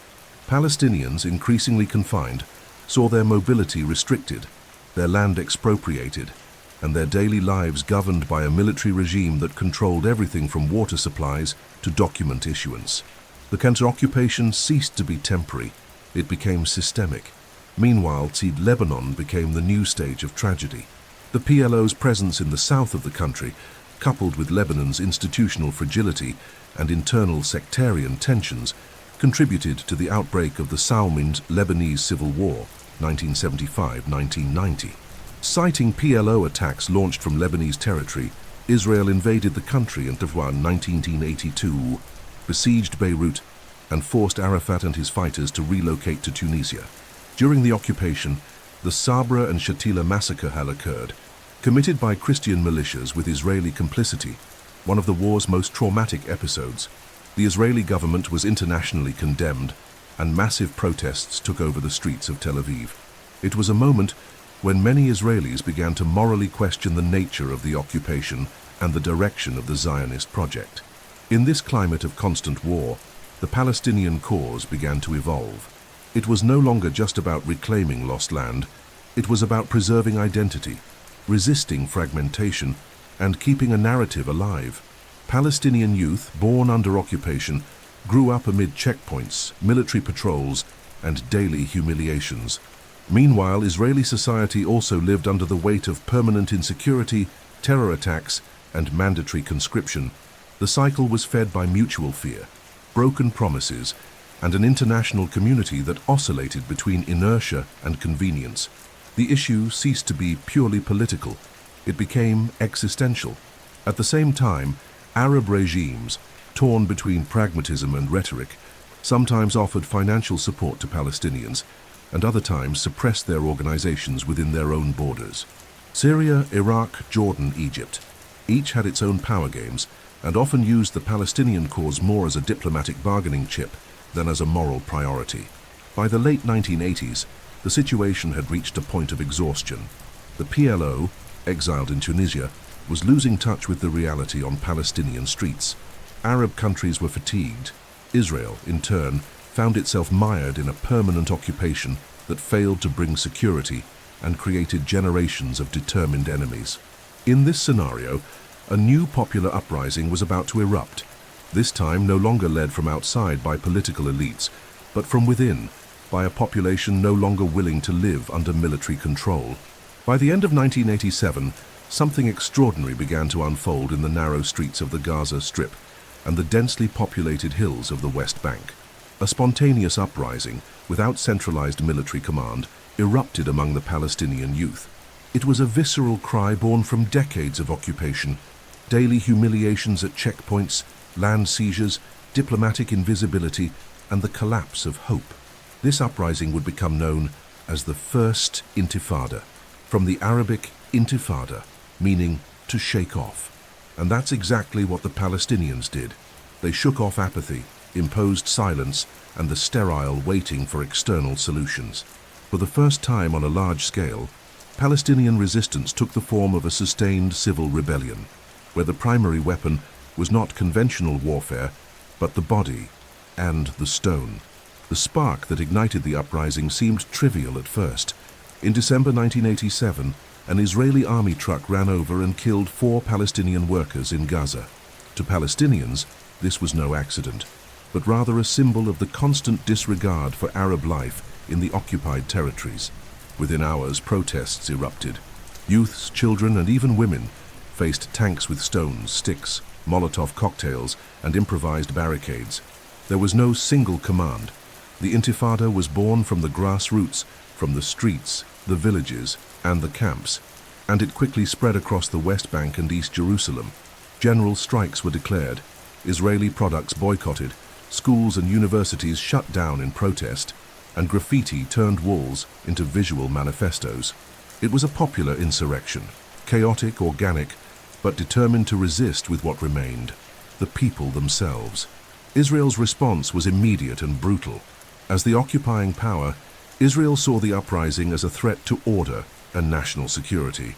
Then Defense Minister Yitzhak Rabin, who would later win the Nobel Peace Prize, declared that protesters' bones must be broken. Israeli soldiers were instructed to use physical force to suppress the demonstrations, and scenes of public beatings, mass arrests, curfews, home demolitions, and shootings of unarmed teenagers began circulating in international media. Images of children with slingshots facing soldiers with rifles became iconic, exposing the vast imbalance of power between a highly militarized state and a civilian population in revolt. The world began to view the Palestinian issue through a different lens, less as a dispute between states and more as a case of prolonged occupation and legitimate resistance. The Intifada also revealed internal contradictions within the Palestinian movement itself. The PLO, exiled in Tunisia, was caught off guard by the strength of the uprising and had to adapt quickly to avoid losing its legitimacy. Local committees emerged, along with networks of support among families, popular leaders, intellectuals, and religious figures who began organizing daily resistance. This decentralization strengthened the sense of Palestinian national identity and proved that the people no longer needed to be represented solely by distant leaders. However, a new actor was also emerging, the Hamas movement, officially founded in 1987 as an offshoot of the Muslim Brotherhood. Though involved in the resistance against Israel, Hamas rejected the PLO's secular leadership and promoted a more radical, religiously based struggle. This internal rift would sow the seeds of future conflict within Palestinian society itself. The Intifada officially lasted until the Oslo Accords in 1993, but its symbolic power remains alive today. Over the course of those years, more than 100 Palestinians were killed, tens of thousands were injured, and thousands were imprisoned. On the Israeli side, around 200 people were killed, both civilians and soldiers. The human cost was staggering, but the political impact was transformative. For the first time, the world began to see Palestinians not just as refugees or terrorists, but as a people fighting for self-determination. Human rights organizations systematically denounced Israel's abuses, and international pressure for a just solution returned to the diplomatic agenda with renewed strength. Internally, the uprising forced Israel to recognize that it could no longer indefinitely govern millions of Palestinians through tanks and checkpoints without paying an escalating moral and political price. Debate within Israeli society intensified. Many still saw the West Bank and Gaza as inalienable parts of the land of Israel, while others, particularly progressive sectors, began openly advocating for the two-state solution as the only viable way forward. This scenario, combined with the end of the Cold War and the new configuration of the international system in the 1990s, laid the groundwork for one of the most anticipated and ambiguous moments in the conflict, the Oslo Accords, where Israel and the PLO, after decades of mutual denial, would finally sit at the same table. However, the Intifada was not merely a burst of youthful rage. It was a national affirmation, a collective cry from a people who refused to disappear under occupation. It was also a turning point that revealed the complexity of the conflict. It was no longer just about redrawing borders, but about confronting decades of trauma, inequality, and dehumanization. Amid the smoke of stones and the orders of military rule, a new Palestine was born, no longer dreamed in exile, but lived, fought for, and defended every day by those who had learned to turn their pain into resistance. At the beginning of the 1990s, after years of confrontation, exile, and diplomatic failure, a new window opened on the grim horizon of the Israeli-Palestinian conflict. The First Intifada, with its political, moral, and media impact, had revealed to the world the urgency of a fair and negotiated solution. At the same time, the end of the Cold War, with the collapse of the Soviet Union, reshaped the global balance of power. The United States, now the dominant superpower, sought to reorganize the Middle East with a new logic, multilateral diplomacy. In this new context, under secret Norwegian mediation and away from international spotlights, talks began that would lead to the historic Oslo Accords, the first time Israel and the PLO mutually recognized each other's existence and political legitimacy. The negotiations took place between 1992 and 1993, almost clandestinely, in cottages on the outskirts of Oslo. On one side, Israeli representatives with direct ties to the government of then Prime Minister Yitzhak Rabin. On the other, members of the PLO close to Yasser Arafat. The secrecy was necessary. Both sides faced internal opposition and knew any leak could sink the process. But there was also undeniable urgency. The world was pressing for peace. The occupied territories were in constant turmoil, and Israel's international image was suffering from reports of abuses against Palestinian civilians. Meanwhile, the PLO was isolated, weakened by the Gulf War, in which Arafat had supported Saddam Hussein, losing the backing of Gulf Arab states, and under pressure from Hamas's growing influence in the territories. The result of the negotiations was announced with great fanfare in September 1993 on the lawn of the White House in Washington. In front of cameras from around the world, Yitzhak Rabin and Yasser Arafat shook hands with Bill Clinton standing between them in a gesture laden with historical symbolism. It was the image the world had awaited for decades, Jews and Palestinians finally recognizing each other as legitimate interlocutors. In the agreement, the PLO recognized Israel's right to exist in peace, and Israel recognized the PLO as the legitimate representative of the Palestinian people. Beyond gestures, the accords outlined concrete steps: the creation of the All-Palestinian National Authority, PNA, the gradual withdrawal of Israeli forces from certain areas of the West Bank and Gaza, and the holding of Palestinian elections for a limited self-government. Central issues, such as the status of Jerusalem, settlements, refugees, and final borders, were deferred to future rounds in a 5-year timeline intended to build mutual trust. In the first few months, enthusiasm was palpable.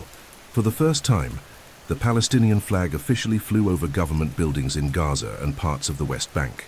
The PNA was established, Arafat returned from exile to personally lead the new administration, and a Palestinian police force began operating in coordination with Israel. The international community responded with optimism and funding. Billions of dollars in aid were promised to boost the Palestinian economy, build infrastructure, and lay the foundations for a future state. In 1994, Rabin, Arafat, and Israeli Foreign Minister Shimon Peres jointly received the Nobel Peace Prize, recognizing the historic effort to turn enemies into partners. However, beneath the surface of public speeches, obstacles grew like deep roots of mistrust. For many Palestinians, the Oslo Accords represented a tactical retreat, a recognition of Israel without any real guarantee of a state of their own. The Israeli presence in the territories was not fully withdrawn. Checkpoints remained in operation, and the expansion of Jewish settlements, instead of stopping, accelerated, a fatal blow to the credibility of the process. Meanwhile, in Israel, far-right factions viewed any concession as a betrayal of Zionist ideals. For them, giving up parts of the West Bank, the biblical heart of the land of Israel, was sacrilege. This tension reached its peak in 1995, when Yitzhak Rabin was assassinated by a Jewish extremist during a peace rally in Tel Aviv. Rabin's assassination was more than an isolated act. It was the emotional rupture of a still fragile reconciliation process. Without his strong leadership, legitimized by his military past, the peace process lost its anchor. Benjamin Netanyahu, elected prime minister in 1996 with strong support from the right and the settler movement, adopted an ambiguous policy. He maintained peace rhetoric, but expanded settlements, imposed administrative barriers, and publicly delegitimized Arafat. For its part, the PNA faced growing internal criticism, corruption, authoritarianism, repression of dissent, and inefficiency in improving living conditions. The Palestinian population, which had expected freedom, found only bureaucracy, restrictions, and an occupation that never truly ended. In this atmosphere of frustration and resentment, groups opposed to peace began gaining strength. Hamas, which had never recognized the Oslo Accords, began carrying out suicide bombings inside Israel, aiming to undermine Jewish public confidence in the process. Each attack led to military retaliation, and each retaliation fueled further hatred. The logic of conflict returned to dominate the landscape. Amid checkpoints, demolitions, attacks, funerals, and polarized elections, the promise of Oslo slipped through fingers like sand. By the early 2000s, the collapse was clear, and what had begun with a historic handshake had once again turned into barricades, occupation, and bloodshed. Still, the Oslo Accords left behind an ambiguous legacy. On one hand, they institutionalized the Palestinian identity. Irreversibly, the world began to recognize the PNA, the existence of a people with the right to self-determination and the legitimacy of their civil institutions. On the other hand, the process failed to deliver what it promised: freedom, sovereignty, and peace. What was born as a step toward two viable states became in practice the crystallization of an occupying state, and another that was fragmented, lacking territorial continuity, confined by invisible borders, and surrounded by walls. In the end, Oslo was a broken mirror.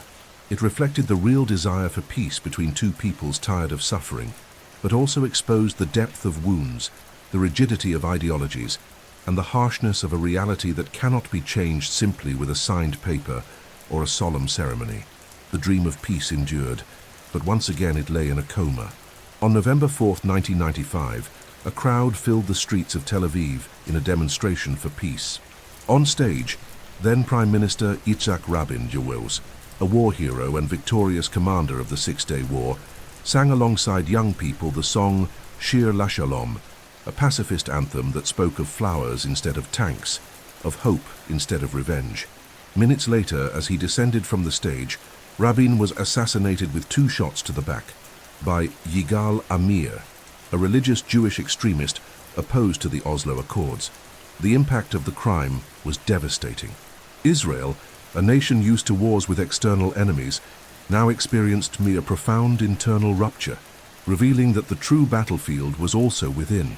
It was as if the very heart of the peace process had been struck, and with it, the mutual trust needed to keep it alive.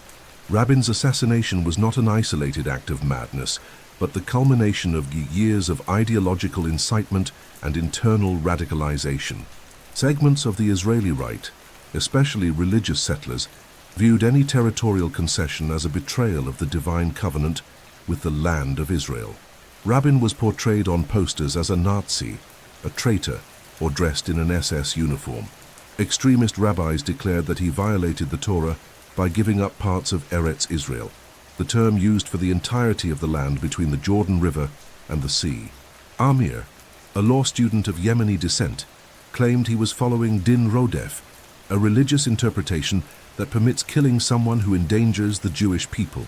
The crime was a direct result of that rhetoric. Rabin was not felled by an Arab or a foreigner, but by one Orthodox Israeli Jew who believed he was saving his nation. With Rabin's death, the Oslo process lost its moral compass and its most respected leadership. His successor, Shimon Peres, tried to stay the course but faced a growing wave of violence. In 1996, suicide attacks organized by Hamas struck Jerusalem and Tel Aviv, killing dozens of civilians and triggering mass panic. The Israeli public, engulfed in grief and fear, elected right-wing Benjamin Netanyahu as prime minister. His administration began to quietly undermine the Oslo commitments. It delayed withdrawals, expanded settlements, and obstructed negotiations. It still spoke of peace in international forums, but in practice it turned the agreements into dead letters. On the Palestinian side, disappointment turned into revolt, and Yasser Arafat's prestige began to crumble before a people watching their hopes for freedom evaporate. The collapse of dialogue deepened throughout the 2000s. In 2000, at the failed Camp David summit mediated by Bill Clinton, Arafat and Israel's then Prime Minister Ehud Barak came close to a final agreement, but talks collapsed over historic impasses: the right of return for Palestinian refugees, the Hague status of East Jerusalem, and the Hague settlement issue. Clinton blamed Arafat for refusing the deal, but the Palestinians argued they could not accept a peace without true sovereignty. Without an agreement, resentment remained. And in September of that same year, a visit by opposition leader Ariel Sharon to the Temple Mount, sacred to both Muslims and Jews, ignited a new uprising, the Second Intifada. This new uprising, unlike the first, was more militarized, more lethal, and more devastating. Suicide bombings in buses, restaurants, and markets exploded across Israel. Tanks invaded Palestinian cities. There were bombings, curfews, targeted assassinations, and mass demolitions. The Oslo logic vanished. What took hold was the logic of a total distrust. Israel built a separation wall between itself and the West Bank, seen by many as the symbol of failed coexistence. The Palestinian Authority, weakened and discredited, lost control even in Gaza, where Hamas was gaining strength.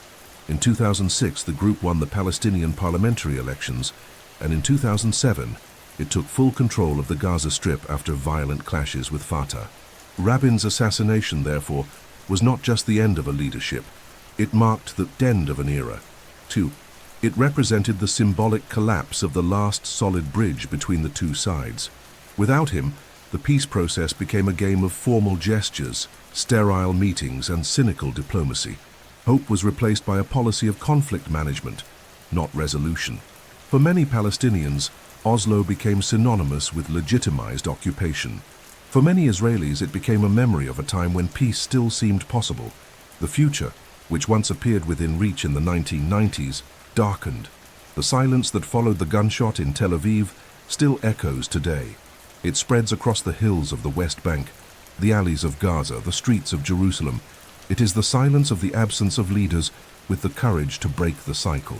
It is the silence that screams that in a place where so many died trying to make peace, few survived to keep dreaming of it.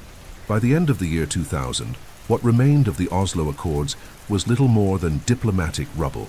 The hope for lasting peace was fading as the situation in the occupied territories and in Israel descended once again into a brutal cycle of violence.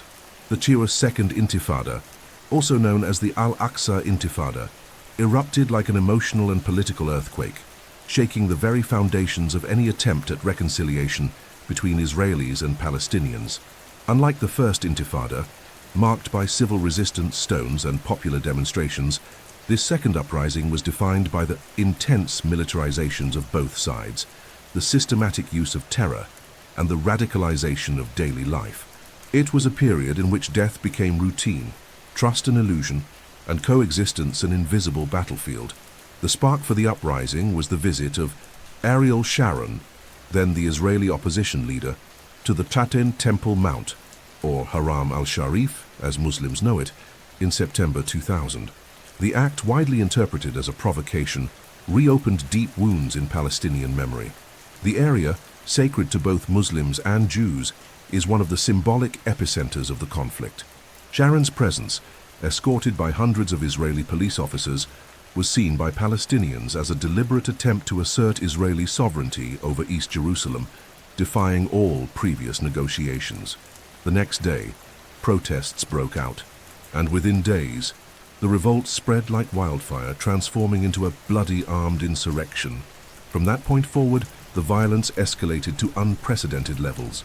Groups such as Hamas, Islamic Jihad, and even factions of Fatah began carrying out suicide bombings in Israeli cities, Tel Aviv, Jerusalem, Haifa, Netanya, targeting crowded buses, cafes, markets, and religious festivals. The goal was to provoke terror, destabilize the Israeli government, and demonstrate that the Palestinian people would not accept continued occupation. Israel's response was devastating. Large-scale military operations, invasions of cities like Ramallah, Jenin, Nablus, and Gaza, endless curfews, targeted assassinations of militant leaders, and the systematic destruction of Palestinian infrastructure. By the end of the conflict, thousands of Palestinians and hundreds of Israelis would be dead. The human and urban scars would permanently reshape the emotional landscape of both peoples. During this period, Israeli control over Palestinian life became even more suffocating. Concrete walls, watchtowers, segregated roads, permanent checkpoints, electrified fences, military zones, and movement permits turned the West Bank into an archipelago of isolated enclaves. The separation wall, begun in 2002 and stretching hundreds of kilometers, sliced through fields, neighborhoods, olive groves, school paths, and even cemeteries. Officially built to prevent terrorist entry, the wall quickly became a symbol of the brutal fragmentation of Palestinian territory and dignity. On the Israeli side, it increased the sense of security. On the Palestinian side, it deepened despair. Coexistence, already fragile, turned into systematic control, marked by constant surveillance and interactions defined by fear, humiliation, and violence. The Second Intifada also witnessed symbolic military operations, such as Operation Defensive Shield in 2002, launched after a series of attacks during the Jewish Passover. Israeli troops invaded Palestinian cities, including Ramallah, where Yasser Arafat was besieged in his official compound for weeks, effectively confined and politically neutralized. In Jenin, urban combat was so intense that parts of the refugee camp were completely destroyed, causing hundreds of deaths and prompting international condemnation. Global media broadcast horrific scenes: civilians trapped in rubble, ambulances blocked, wounded journalists, entire families buried alive. It was the tragic confirmation that peace had been buried beneath the rubble of broken promises. Within Israel, society was also under strain. Each new attack generated fear, collective trauma, and a progressively hardening public opinion. The discourse of coexistence gave way to one of survival. Israeli politics became hostage to fear. Ariel Sharon, elected prime minister in 2001, adopted a hardline stance, tightened security measures, initiated construction of the wall, and later, in a surprising move, orchestrated the unilateral withdrawal from the Gaza Strip torn in 2005. The evacuation of all settlers and Israeli military from Gaza was seen by some as pragmatism. To others, it was a tactic to isolate Gaza as an open-air prison, abandoning the territory to its fate and empowering Hamas. Meanwhile, Palestinian leadership faced a deep crisis. Arafat, weakened, besieged, ill and isolated, died in 2004. His successor, Mahmoud Abbas, tried to restore diplomatic pathways, but encountered a fragmented reality. The Palestinian Authority was delegitimized, Hamas was gaining strength, and the population lived between occupation and misgovernance. Peace seemed more distant than ever. The Second Intifada didn't just destroy lives, it destroyed emotional bridges, hardened hearts, crystallized hatred, and institutionalized fear as the foundation of coexistence. At the end of the Intifada, what remained was a deeply entrenched conflict. Israel, now heavily fortified, controlling borders, resources, and mobility, and the Palestinians, divided between Gaza and the West Bank, with two rival leaderships, Fatah and Hamas, and a people exhausted by empty promises. The logic of occupation became structural, resistance turned into survival, and coexistence, which once existed even under tension, became a daily impossibility. More than military, the war was now psychological, territorial, and symbolic. The wall didn't just divide land, it divided memories, emotions, and the very concept of shared humanity.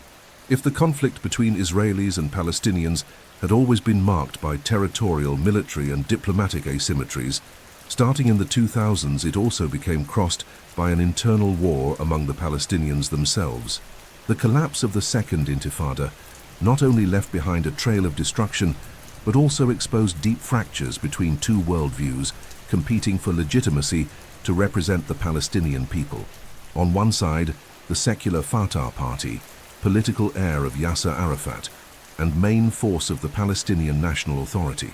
On the other, Hamas, a radical Islamist group that had emerged from the grassroots of popular resistance and was now gaining electoral, military, and ideological strength. From that point forward, the fight was no longer only against Israeli occupation. It had become a fratricidal struggle between secular nationalism and militant Islamism, between diplomacy and confrontation, between Ramallah and Gaza. Hamas's origin dates back to the First Intifada, when the group was officially founded in 1987 as a branch of the Muslim Brotherhood. With a Sunni religious foundation, Hamas combined charitable social action, strict Islamic doctrine, and armed resistance against Israel. Throughout the 1990s, it refused to participate in the Oslo Accords, accusing the PLO and Fatah of betrayal and submission.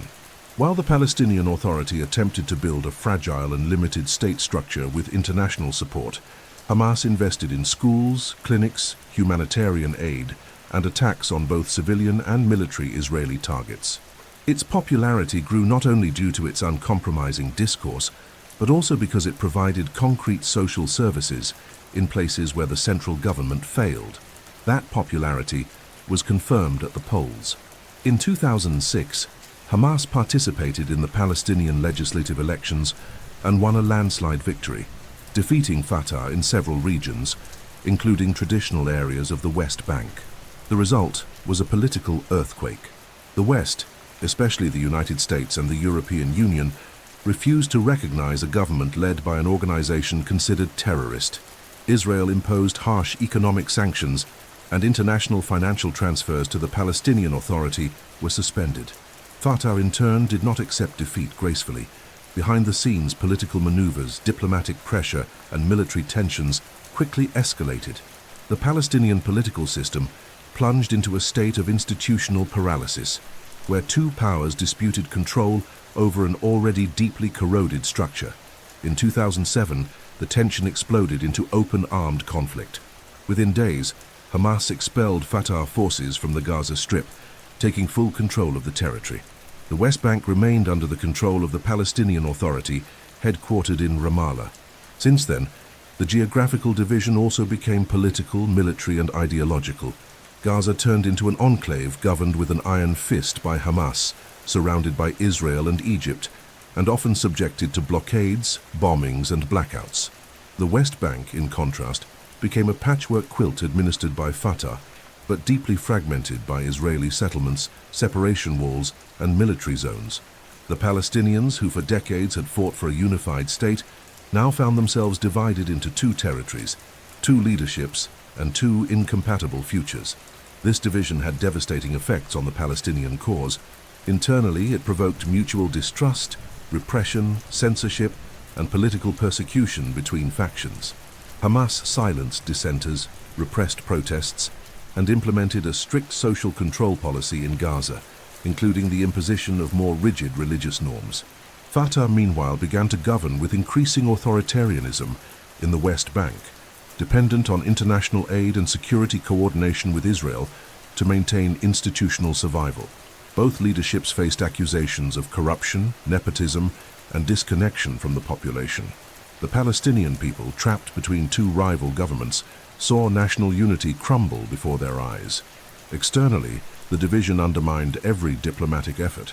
Israel and the United States began using fragmentation as a justification for inaction. With whom could one negotiate, after all, if the Palestinians themselves could not speak with one voice? The peace process was shelved. The Palestinian cause, once central in the Arab world, lost momentum amid other crises, such as the war in Syria, the collapse of Iraq, Iran's rise, and the normalization agreements signed between Israel and Gulf countries. Palestinian refugees, scattered in camps in Lebanon, Jordan, and other nations, continue to live without the right of return, marginalized in hostile or negligent societies. The dream of a sovereign, viable, and continuous Palestinian state seemed ever more distant, and the very leaders of the cause appeared more concerned with preserving their small kingdoms than building a shared future. Meanwhile, the humanitarian situation in Gaza deteriorated rapidly. The blockade imposed by Israel, intensified after Hamas's rise, turned the territory into one of the most densely populated and impoverished areas in the world. Electricity was rationed, water supply was precarious, hospitals operated with minimal resources, and unemployment exceeded 50%. With each new confrontation between Hamas and Israel in 2008, 2012, 2014, 2021, entire neighborhoods were destroyed, thousands of civilians died, and the cycle of destruction and reconstruction repeated. For many residents of Gaza, life was reduced to surviving between bombings, rubble, and broken promises. For many in Ramallah, the occupation was less visible, but equally suffocating. Checkpoints, night raids, arbitrary arrests, and an economy overseen by foreign powers. The rift between Fatah and Hamas remains open to this day. Attempts at reconciliation were made, with mediation from Egypt and other regional actors, but all failed in the face of divergent interests, mutual distrust, and power struggles. The division, which began as an institutional crisis, became a consolidated political reality, and for many analysts, the greatest current obstacle to realizing the Palestinian dream of sovereignty. There is no negotiating a state without national unity. There is no building a future when the present is split in two, and there is no effective resistance to a brutal occupation when leadership is fragmented, delegitimized, and in a permanent state of internal conflict. From this point on, the Israeli-Palestinian conflict was no longer merely a dispute between two peoples over a piece of land. It had also become the story of a divided people, besieged, drained of alternatives, trapped between walls erected by others and walls built by themselves. Between 2008 and 2021, the Gaza Strip became one of the most devastating arenas of urban military confrontation in the 21st century. In this small piece of land, only 365 square kilometers with over 2 million inhabitants, large-scale military operations, aerial bombings, rocket launches, mass destruction, and thousands of deaths, mostly civilians, occurred repeatedly. Each new war was announced as a response to a previous attack. Each attack was portrayed as self-defense, and every ceasefire was merely a tense pause before the next collapse. In Gaza, war was no longer the exception. It had become a cyclical and predictable state, where reconstruction barely began before being interrupted once more by rubble, grief, and destruction. The first major offensive occurred in 2008, called Operation Cast Lead by Israel. The stated objective was to neutralize Hamas rocket launches targeting southern Israel. For 3 weeks, Gaza was the target of a massive aerial bombings and ground incursions. Hospitals, schools, and police stations were hit. According to Palestinian sources and human rights organizations, more than 1,400 Palestinians were killed, including hundreds of civilians and dozens of children. On the Israeli side, 13 people died, most of them soldiers. The disproportion of forces was evident. On one side, a highly technological and organized army. On the other, an asymmetrical armed force operating among overcrowded neighborhoods and collapsed infrastructure. The psychological impact on local populations was profound. In Gaza, the war was experienced as a massacre. In Israel, as a necessary response to terror. In 2012, the pattern repeated. The assassination of Ahmed Jabari, Hamas's military commander, in an Israeli airstrike triggered another round of confrontations. Now with Hamas using medium-range missiles that reached Tel Aviv and Jerusalem, an unprecedented move. Israel responded with precision attacks, but the margin of error was always fatal for Palestinian civilians. Gaza, already weakened by previous destruction, bled once again. In just 8 days, more than 150 Palestinians were killed, while 6 Israelis lost their lives. War increasingly became a high-tech military spectacle broadcast in real time, with images of intercepted missiles in the sky and bodies buried under rubble, creating a cruel, repetitive sense of déjà vu without resolution. But it was in May 14 that Gaza faced its longest and bloodiest war of the century. Operation Protective Edge lasted 50 days and began after the kidnapping and murder of 3 Israeli teenagers in the West Bank. In response, Israel arrested hundreds of Hamas members and intensified airstrikes. Hamas responded with rockets, and the escalation quickly spiraled out of control. The offensive included massive bombings and a ground invasion aimed at destroying underground tunnels used by Hamas for smuggling and attacks. Brutal fighting unfolded in neighborhoods like Shuja'iyya, where hundreds of civilians died in a single day. By the end of the conflict, over 2,200 Palestinians were dead, including nearly 600 children. On the Israeli side, 73 people died, 67 of them soldiers. Gaza's infrastructure was devastated. Homes, hospitals, power plants, schools, everything was reduced to ruins. This war revealed one of the most dramatic aspects of the conflict: the use of civilian areas for military purposes by Hamas, and the overwhelming use of force by Israel in densely populated zones. The rhetoric on both sides became more radical. Israel saw itself as a nation surrounded by enemies determined to destroy it. Hamas presented itself as the last line of resistance against an endless occupation. But it was the civilian population who paid the highest price, living in improvised shelters without water, without electricity, constantly afraid of a sky that, instead of promising rain, delivered bombs. Between 2014 and 2021, the conflict remained in a state of low intensity, with sporadic escalations. But in May 2021, a new explosion shook the region. The trigger was the threat of eviction of Palestinian families in the Duk Sheikh Jarrah Dous neighborhood in East Jerusalem, combined with clashes at the Al-Aqsa Mosque compound during Ramadan. Hamas launched a series of rockets toward Jerusalem and Tel Aviv, and Israel responded with over 1,000 airstrikes.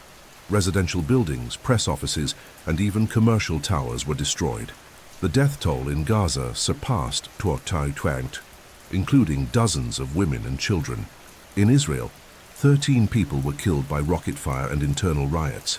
The 2021 conflict revealed a new dimension: internal fragmentation within Israel, with violent clashes between Jewish and Arab citizens in mixed cities like Lod, Haifa, and Acre. For the first time in decades, tension spilled beyond borders and penetrated Israel's internal social fabric, exposing deep wounds of inequality, discrimination, and resentment. The war was no longer just about borders. It was an identity crisis. Within communities themselves, a shattered mirror of the multicultural coexistence promise. Over the years, the Gaza wars followed a cruel and predictable pattern: provocation, escalation, offensive, destruction, ceasefire, and then all over again. The international community, paralyzed by diplomacy and vetoes at institutions like the UN, watched helplessly. Millions of dollars in humanitarian aid were sent to rebuild Gaza, but without political solutions, everything returned to square one. Israel, increasingly militarily strong and supported by Western powers, hardened its blockade policies. Hamas, isolated but resilient, maintained control over Gaza through a rhetoric of resistance and martyrdom. At the center of it all, the civilian population lived in a constant state of trauma. Children grew up without knowing a year without sirens, deaths, or blackouts. Young people on both sides were socialized into narratives of fear and mutual hatred. Peace became an empty word, relegated to diplomatic speeches, while reality was made of sirens, ruins, and mourning. The Gaza wars, more than armed conflicts, became ritualized cycles of destruction, where the dead changed names, the targets changed coordinates, but the outcome always remained the same: pain. In September 2020, on the White House lawn, something unprecedented occurred. Representatives from Israel, the United Arab Emirates, and Bahrain signed formal diplomatic normalization treaties, known as the Abraham Accords. A few months later, Morocco and Sudan would join the initiative, establishing direct ties with the Israeli state. It was the first time in decades that Arab countries recognized Israel without that recognition being linked to concrete concessions to the Palestinian cause. With the direct support and mediation of Donald Trump's administration, the accords were celebrated as historic, visionary, and symbols of a new era of regional prosperity. But for Palestinians, this new scenario signified something deeper: the political and symbolic abandonment of their cause by the Arab world, a geopolitical realignment that in practice left them even more isolated in their struggle for sovereignty, land, and dignity. For decades, the official stance of Arab countries was clear. There would be no peace with Israel until Palestinian rights were fulfilled. This policy was established in 1967 at the famous Khartoum Conference. The three no's: no recognition of Israel, no negotiations, and no peace without the withdrawal from occupied territories. Over time, this stance softened, especially after the Oslo Accords and the 2002 Saudi-led Arab Peace Initiative. But Arab states, at least publicly, maintained a commitment to the Palestinian cause as a precondition for any rapprochement with Tel Aviv. This paradigm was broken in 2020. The Abraham Accords inaugurated a new logic: peace based on economic, technological, and strategic interests, not historical justice. Each country that joined the accords did so for its own reasons. The United Arab Emirates sought cooperation in defense, technology, and access to advanced American weapons systems. Bahrain, small and vulnerable, aligned politically with Saudi Arabia and the anti-Iran axis. Morocco joined in exchange for US recognition of its sovereignty over Western Sahara. Sudan sought the lifting of sanctions and reintegration into the global financial system. Israel, meanwhile, gained international recognition without giving up a single inch of the West Bank or changing its settlement policies. The diplomacy of occupation was replaced by diplomacy of convenience. And Palestine was left out. To Palestinians, this realignment felt like a silent betrayal. For decades, they believed Arab solidarity was a fortress supporting their struggle. Palestinian flags waved in Arab squares, leaders gave fiery speeches, and the Palestinian cause was a symbol of pan-Islamic and pan-Arab resistance. But behind the scenes, many of these countries had already maintained discreet relations with Israel, especially in intelligence and trade. The Abraham Accords simply formalized a rapprochement that had long existed. The difference was that now it was done openly, with applause, toasts, and multi-million-dollar contracts signed in luxury hotels, while in Gaza and the West Bank, the population remained besieged, divided, and impoverished. This shift had deep consequences. First, it further weakened the diplomatic standing of the Palestinian Authority, now seen as isolated, rhetorical, and unable to secure meaningful new alliances. Second, it allowed Israel to expand its regional influence, build partnerships in intelligence, defense, and economy with former historical enemies, and legitimize its position as a hub of innovation and security. Third, it dismantled the old paradigm of land for peace and replaced it with peace for interests. This new regional architecture aimed to contain Iran's influence, secure stability for business, and align allies against shared threats. Palestine, more and more, ceased to be a diplomatic priority for Arab countries, becoming for many an internal Palestinian issue, not a moral duty of its neighbors. Even so, the narrative of the Abraham Accords was not universally accepted. Many sectors of Arab populations expressed rejection, symbolic protests, and criticism of what they considered shameful normalization with a state that continued to occupy land and repress a brotherly people. In various Arab cities, spontaneous protests erupted demanding respect for the Palestinian cause. Islamic political groups like the Muslim Brotherhood condemned the accords as betrayal.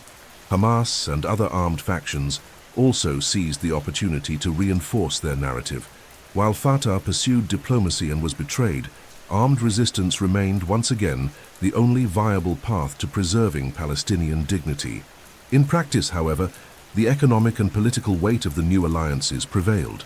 After the accords, Israel participated in joint military exercises with the UAE and Bahrain, took part in tech fairs, opened direct trade and tourism channels, and strengthened its role within the regional power structure. Additionally, normalization with these countries weakened the PLO's ability to mobilize international pressure. Even at UN forums, the Palestinian voice began to echo less. The tragedy of occupation, colonization, and refugees was no longer a central Arab cause, but just another outdated and uncomfortable chapter in a region eager to move forward, even with dry blood still staining the walls of the past. Thus, the Abraham Accords represent a new chapter in the conflict, not marked by direct violence, but by the symbolic and diplomatic hollowing out of the Palestinian struggle. The enemy was no longer just Israel and its occupation. Now, it was also oblivion. In a world driven by pragmatic alliances, cutting-edge weapons, and billion-dollar investments, the voices of those living in refugee camps, behind walls, or under surveillance drones began to fade from official discourse. The peace being signed in Dubai or Rabat did not include those living under occupation in Ramallah or Gaza. It was a peace without people, without land, and without justice. For decades, Israel defined itself as both a Jewish and democratic state, balancing its Jewish national identity with the secular principles inherited from its 1948 founding. However, starting in the 2010s, and especially under the prolonged and controversial leadership of Benjamin Netanyahu, this equation began to unravel. What followed was a gradual rise in religious extremism and ultranationalism, the erosion of institutional checks and balances, the weakening of the judiciary, and the expansion of policies that entrenched occupation as a permanent structure.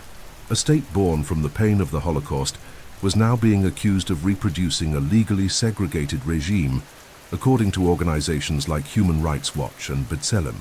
The promise of secularism and democracy turned into a mirage, and Israel plunged into a deep identity crisis. Is it possible to maintain a full democracy in a state that defines citizenship based on ethnicity and religion? Benjamin Netanyahu, the longest-serving politician in Israeli history, returned to power repeatedly, sometimes as the savior of national security, other times as the builder of fragile coalitions with ultra-Orthodox religious and far-right parties. Since 2009, he governed with the support of forces like Shas, United Torah Judaism, and the religious Zionism Party, whose members openly advocate for the expansion of West Bank settlements, the supremacy of halakha, Jewish religious law, over civil law, and even the denial of basic rights to Israeli Arabs. The line between religion and state was gradually corroded by narratives linking security, faith, and identity in increasingly exclusionary ways. In the name of protecting Israel, civil rights, press freedom, and internal pluralism came to be seen as threats. The peak of this institutional transformation occurred in 2023, when Netanyahu's government proposed and approved judicial reforms that drastically limited the powers of Israel's Supreme Court, one of the country's few independent institutions. The stated goal was to curb judicial activism, but critics saw it as the first step toward legalized authoritarianism. Thousands of Israelis took to the streets in unprecedented protests, accusing the government of trying to suffocate democracy. Among them were young people, army veterans, scientists, entrepreneurs, and even Air Force pilots. The internal fracture was deep.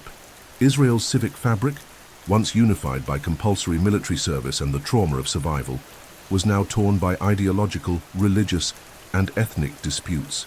Meanwhile, the policy of Jewish settlement expansion in the West Bank accelerated at record speed. Backed by ultra-religious ministers, Israel authorized the construction of hundreds of illegal colonies, demolishing Palestinian homes, seizing farmland, and turning entire areas of the West Bank into Jewish enclaves guarded by soldiers. Many of these settlements were in blatant violation of international law, yet they enjoyed domestic political backing and external diplomatic complicity. The direct consequence was the complete fragmentation of Palestinian territory, the impracticality of a contiguous state, and the deepening of a regime that many now compared to South African apartheid. Coexistence was replaced by military control. The hope for peace was replaced by walls, ghettos, and checkpoints. Another key element was the growing influence of messianic religious Zionism, which saw the occupied territories not as a geopolitical issue, but as a divine mission. For these groups, Hebron, Nablus, and East Jerusalem were not just disputed areas. They were sacred lands promised by God to the Jewish people, to be reclaimed stone by stone, family by family. This mystical vision of politics fueled settler violence against Palestinians. often with impunity or military collusion.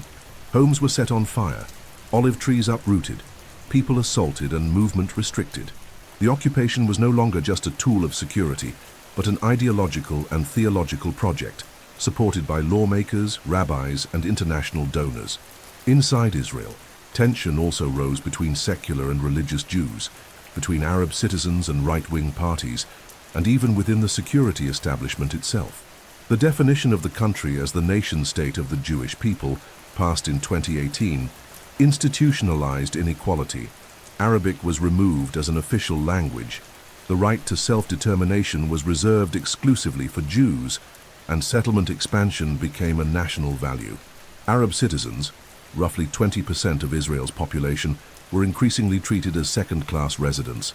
The once secular state, which had protected some internal pluralism, was now dominated by a political religious elite that viewed dissent as a betrayal of Jewish identity. Through this process, Benjamin Netanyahu became a paradoxical figure. For some, he was the guardian of national security, the one who contained Iran, signed historic agreements with Arab nations, and ensured economic prosperity. For others, he was the architect of ongoing democratic erosion, dismantling the checks and balances system, weaponizing fear to stay in power, and aligning with extremists to protect his judicial immunity. Accused of corruption and bribery in multiple cases, Netanyahu held on through the loyalty of his political bloc and his skillful use of polarization to energize his base. What emerged at the end of this decade was a country divided, militarized, suspicious of itself, where external occupation was mirrored by an internal occupation of civil life. Israeli society, once built on ideals of modernity, secularism, and equality, was veering toward institutionalized orthodoxy, political intolerance, and the militarization of national identity. Democracy still existed, but increasingly fragile, increasingly conditioned by dominant religion, and increasingly restricted to those who fit the official narrative. Thus, the question was no longer just about the relationship between Israelis and Palestinians. It also became, what is Israel today? A liberal democracy or an armed ethno-religious state? A pluralistic project or an identity fortress? The answers were not easy, but the signs were everywhere. In the surveilled streets of East Jerusalem, in the settlements sprouting as seeds of conflict, in the fiery speeches of parliament, in the judicial reforms, and in the growing fear that the nation founded as a refuge for the persecuted might itself become the persecutor of its founding principles. In the early hours of October 7, 2023, the world woke up in shock.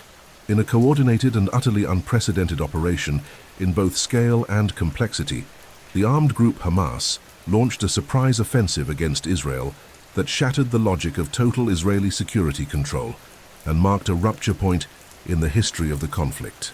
Hundreds of fighters infiltrated Israeli territory through breaches in the separation fence by air and sea, using drones, motorized paragliders, light vehicles, and underground tunnels.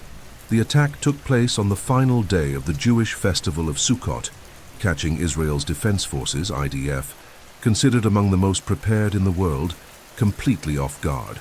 It was the beginning of a new war, but it also marked the end of any illusion that military containment was enough to keep the conflict manageable. The operation was named Al-Aqsa Flood by Hamas, and in the first hours of the assault, thousands of rockets were fired at southern and central Israel, including Tel Aviv and Jerusalem. Simultaneously, armed militants stormed dozens of kibbutzim towns and villages near the Gaza Strip, massacring civilians, kidnapping families, and seizing military positions. The most brutal attack took place at the Supernova Electronic Music Festival, where more than 260 young people were slaughtered in cold blood. By the end of the first 24 hours, over 1,400 Israelis had been killed, the highest single-day death toll since the state's founding in 1948, and more than 240 people were taken hostage, including women, the elderly, children, and even soldiers. The brutality was such that immediate comparisons to 9/11 began circulating across social media, embassies, and global news outlets.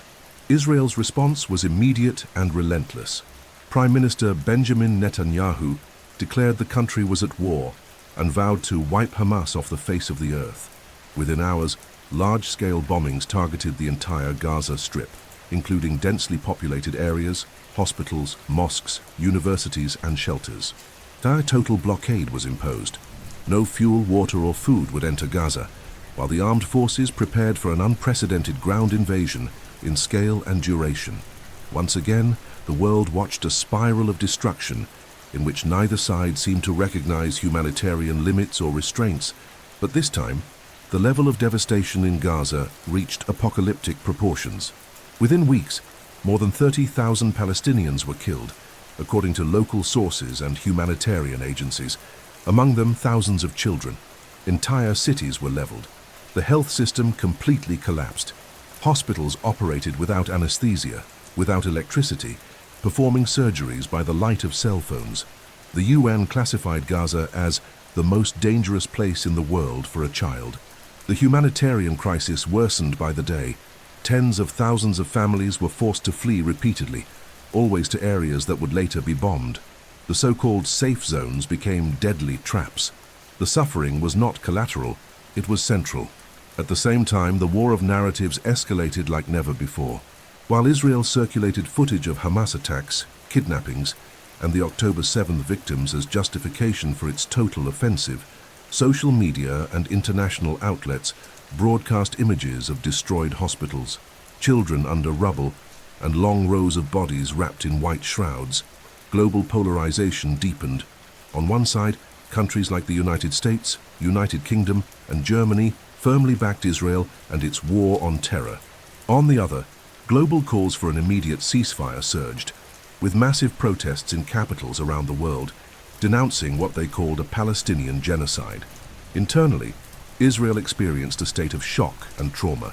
Intelligence failures were deemed catastrophic. The army was criticized for its delayed response. Thousands of Israelis were displaced from the country's south.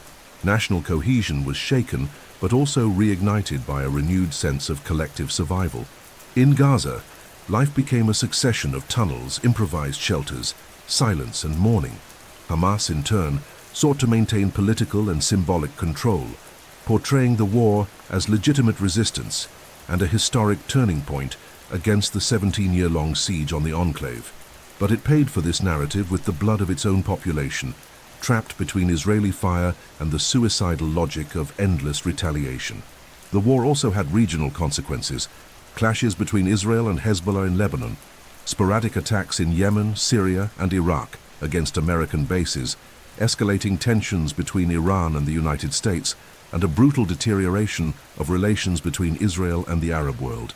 The Abraham Accords, celebrated in 2020, came under immense pressure. Egypt and Jordan, though maintaining peace treaties with Israel, publicly condemned the bombings. The UN remained paralyzed by vetoes in the Security Council. The international order, so quick to react to the war in Ukraine, proved incapable of responding to the catastrophe in Gaza, revealing selective empathy and the abyss between the lives that matter and the ones that can be erased without consequence. By the end of 2023, what was unfolding was not just another chapter in a cyclical conflict. It was a structural shift in the region's geopolitical balance. Israel had abandoned any pretense of coexistence. The two-state solution appeared definitively dead. Gaza became uninhabitable, unsustainable, nearly unrecognizable. And Palestine, as a political project, as a people, and as a historical narrative, entered a new phase, one of resistance through testimony, memory, and survival in a world that, once again, seemed to look away. The War of October 2023 was not just a tragedy. It was a raw revelation that the conflict had never truly been resolved, only masked by diplomatic silences, concrete walls, and agreements that never included the living, the dead, or the disappeared of this endless battlefield. In 2024 and 2025, the Israeli-Palestinian conflict ceased to be merely a geopolitical or diplomatic issue. It became an open wound exposed in real time to the entire world, visible in the rubble of Gaza, the university protests in the West, the refugee camps of the Middle East, and the judicial decisions of international courts.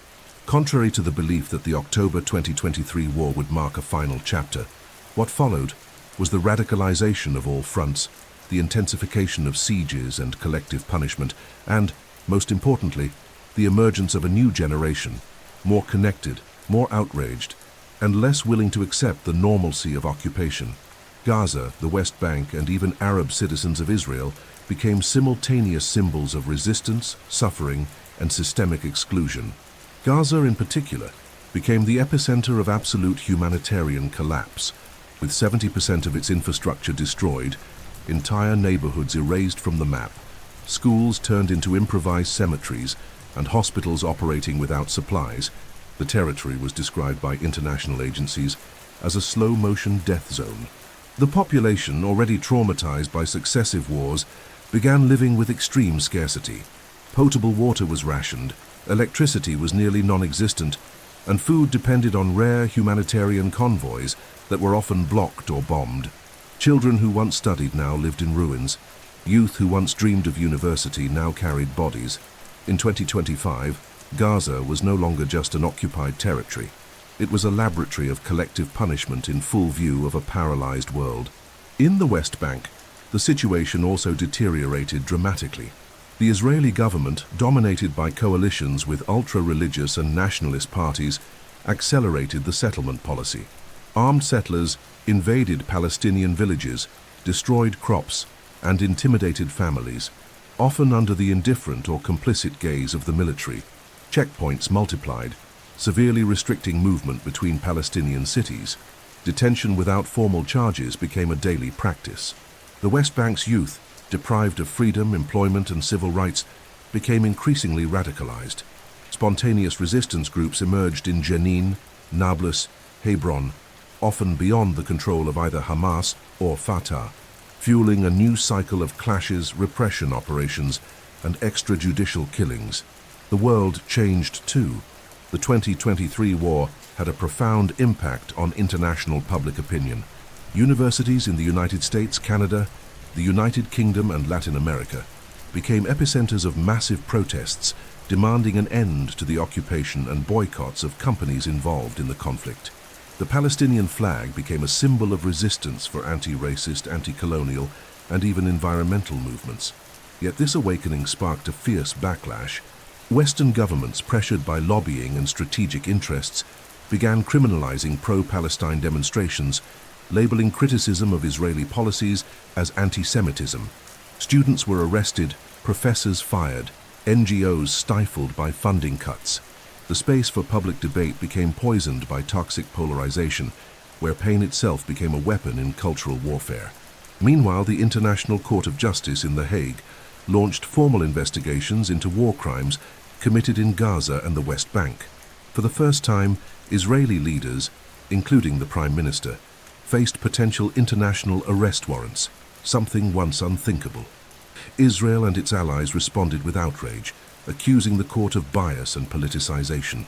But the message was clear. Historical impunity was finally, however slowly, being challenged in international forums. At the same time, agencies like UNICEF, WHO, and the UN High Commissioner for Human Rights began using stronger terms: systematic dehumanization, apartheid, indirect extermination.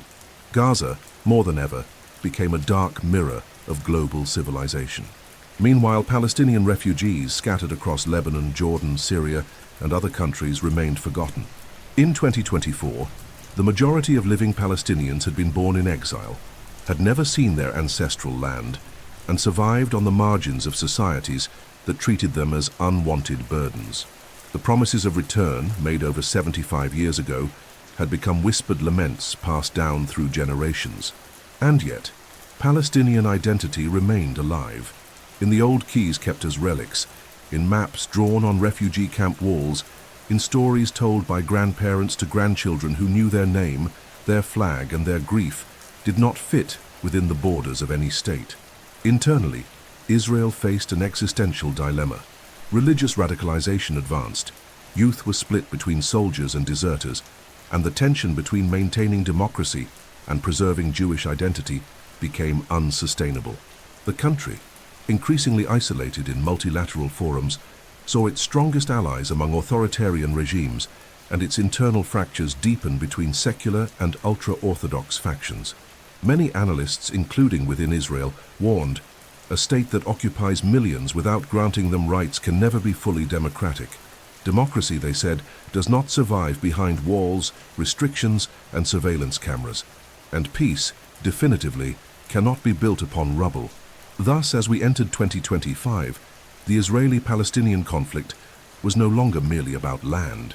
It was about identity, memory, language, survival, dignity, and truth.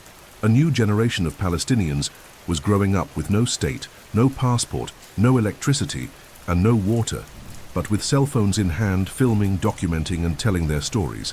A new generation of Israelis was growing up between sirens, fear, and indoctrination, but also with doubts, anxieties, and a desire to question.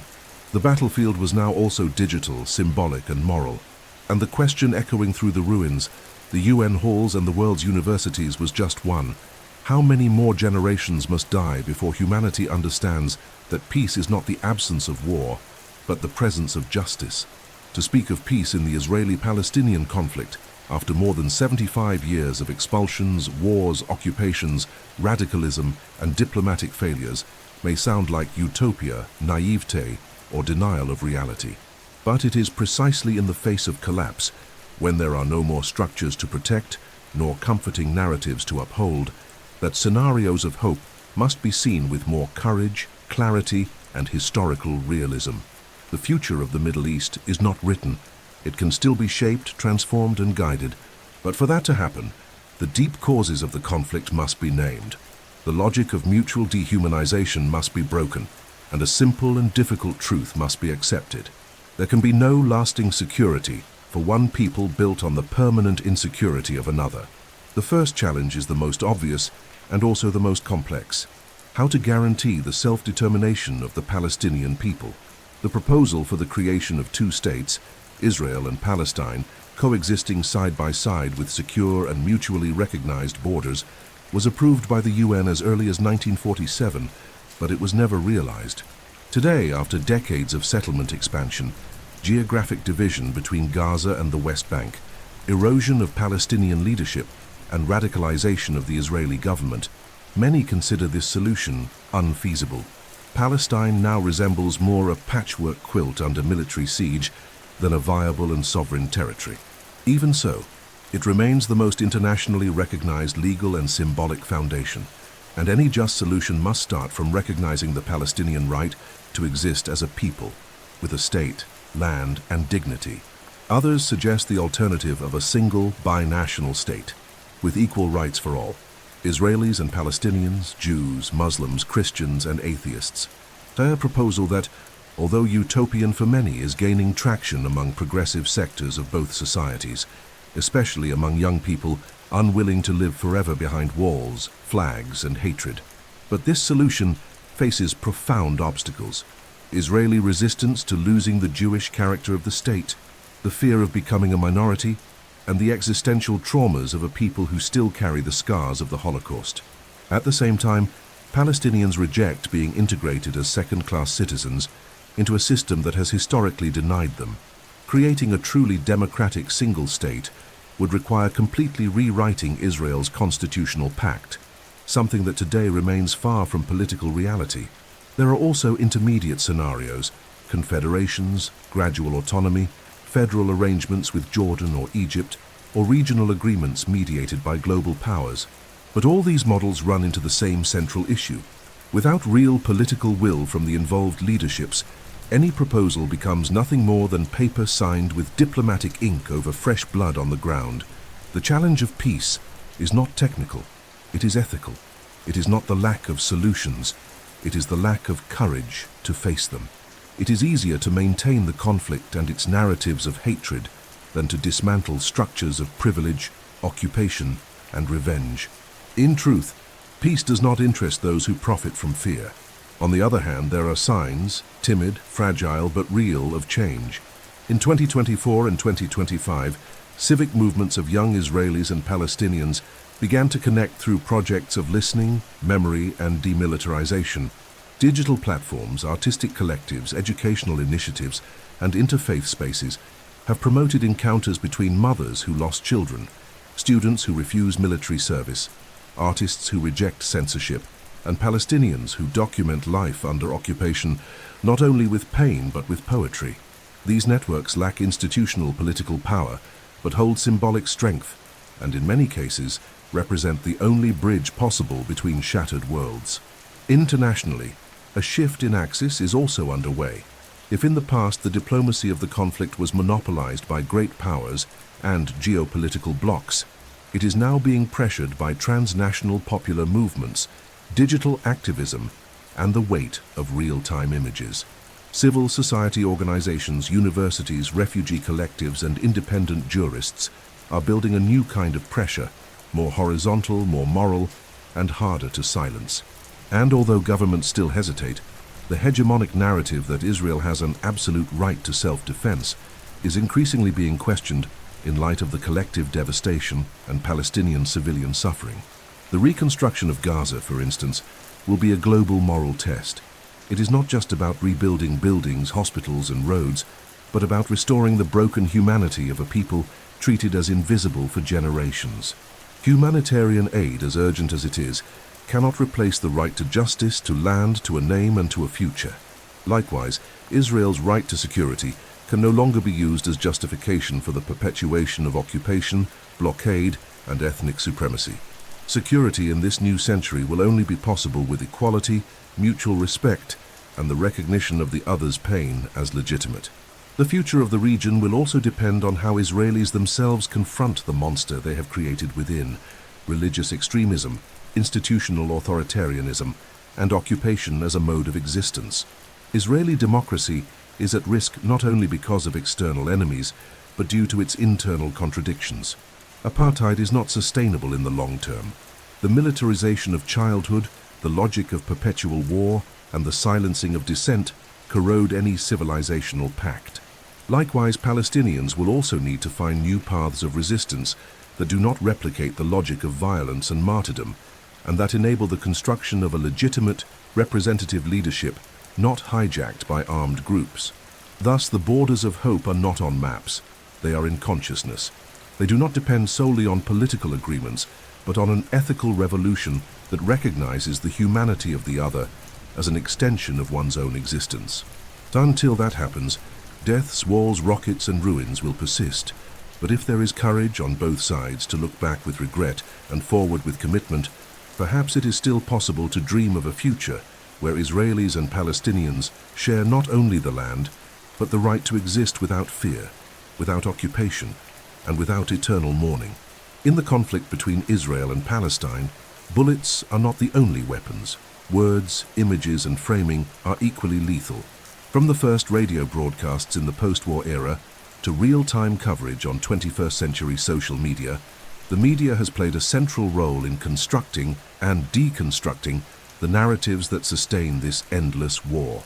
What is shown, what is omitted, how an attack or a death is named, the choice of an image, a caption, an angle, everything carries political, symbolic, and emotional weight.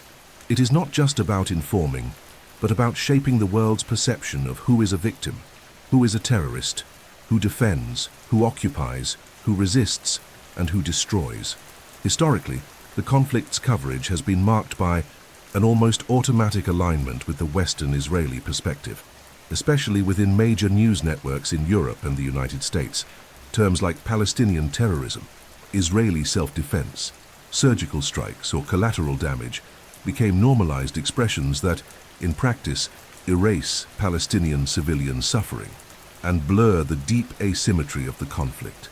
In contrast, when attacks come from Palestinian armed groups, headlines tend to be immediate, dramatic, and rarely contextualized by decades of occupation, blockade, and apartheid.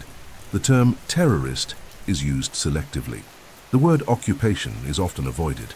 With the rise of the internet and the emergence of social media, that dominance began to be challenged. Footage recorded by civilians in Gaza, live streams of bombings, videos of children pulled from rubble, or political prisoners dragged through checkpoints started circulating without filters. Palestine found a voice and a camera. Platforms like Twitter, Instagram, and TikTok began to fulfill a role once reserved for accredited journalists.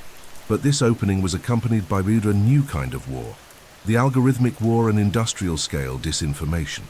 Bots, coordinated campaigns, deepfakes, and digital erasure became weapons as powerful as tanks.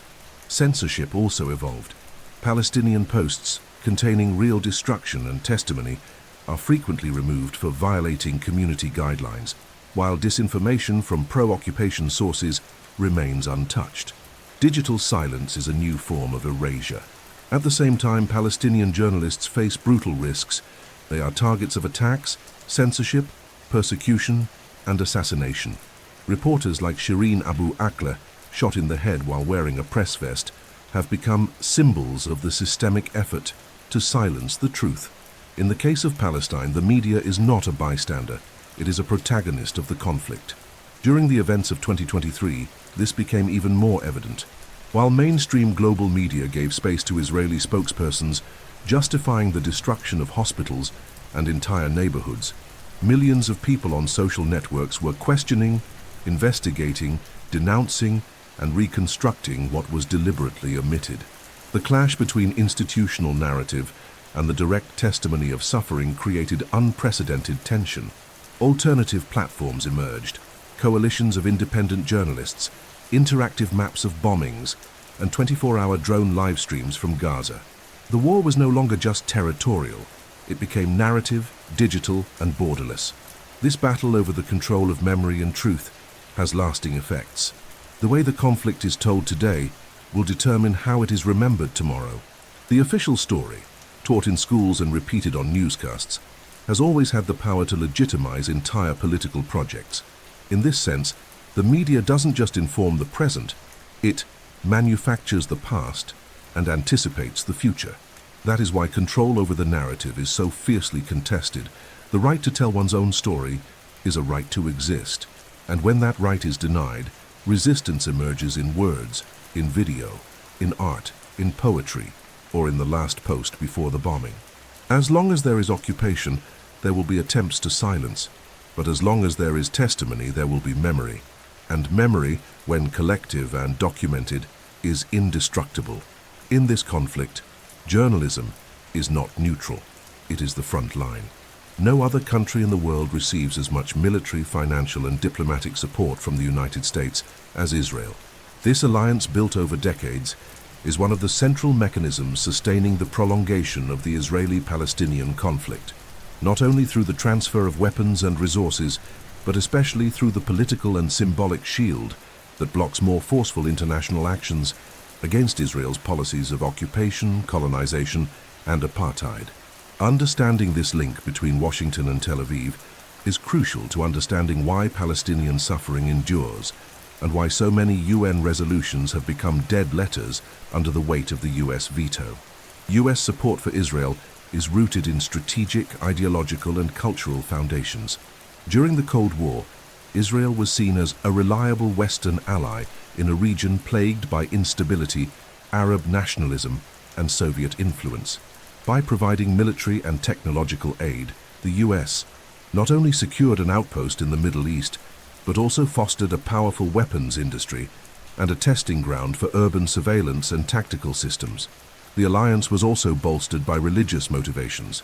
Conservative evangelical sectors in the US, politically influential, view Israel as the fulfillment of biblical prophecy and the eschatological center of their theology. For millions of Americans, supporting Israel is not just a political stance, it is a spiritual mandate. This relationship is reflected in staggering figures. Since the 1970s, Israel has received more than $150 billion in aid from the US, much of it in the form of weapons, defense systems, and direct military funding. Between 2016 and 2026 alone, a signed agreement guarantees $38 billion in military assistance, with clauses requiring part of that money to be spent with US defense contractors, a closed loop of profit and dependency. Additionally, Israel benefits from privileged access to restricted military technologies, diplomatic exemptions, intelligence sharing agreements, and constant protection in international forums. The role of the Israeli lobby in the United States, and especially represented by organizations like AIPAC, American Israel Public Affairs Committee, is another fundamental axis.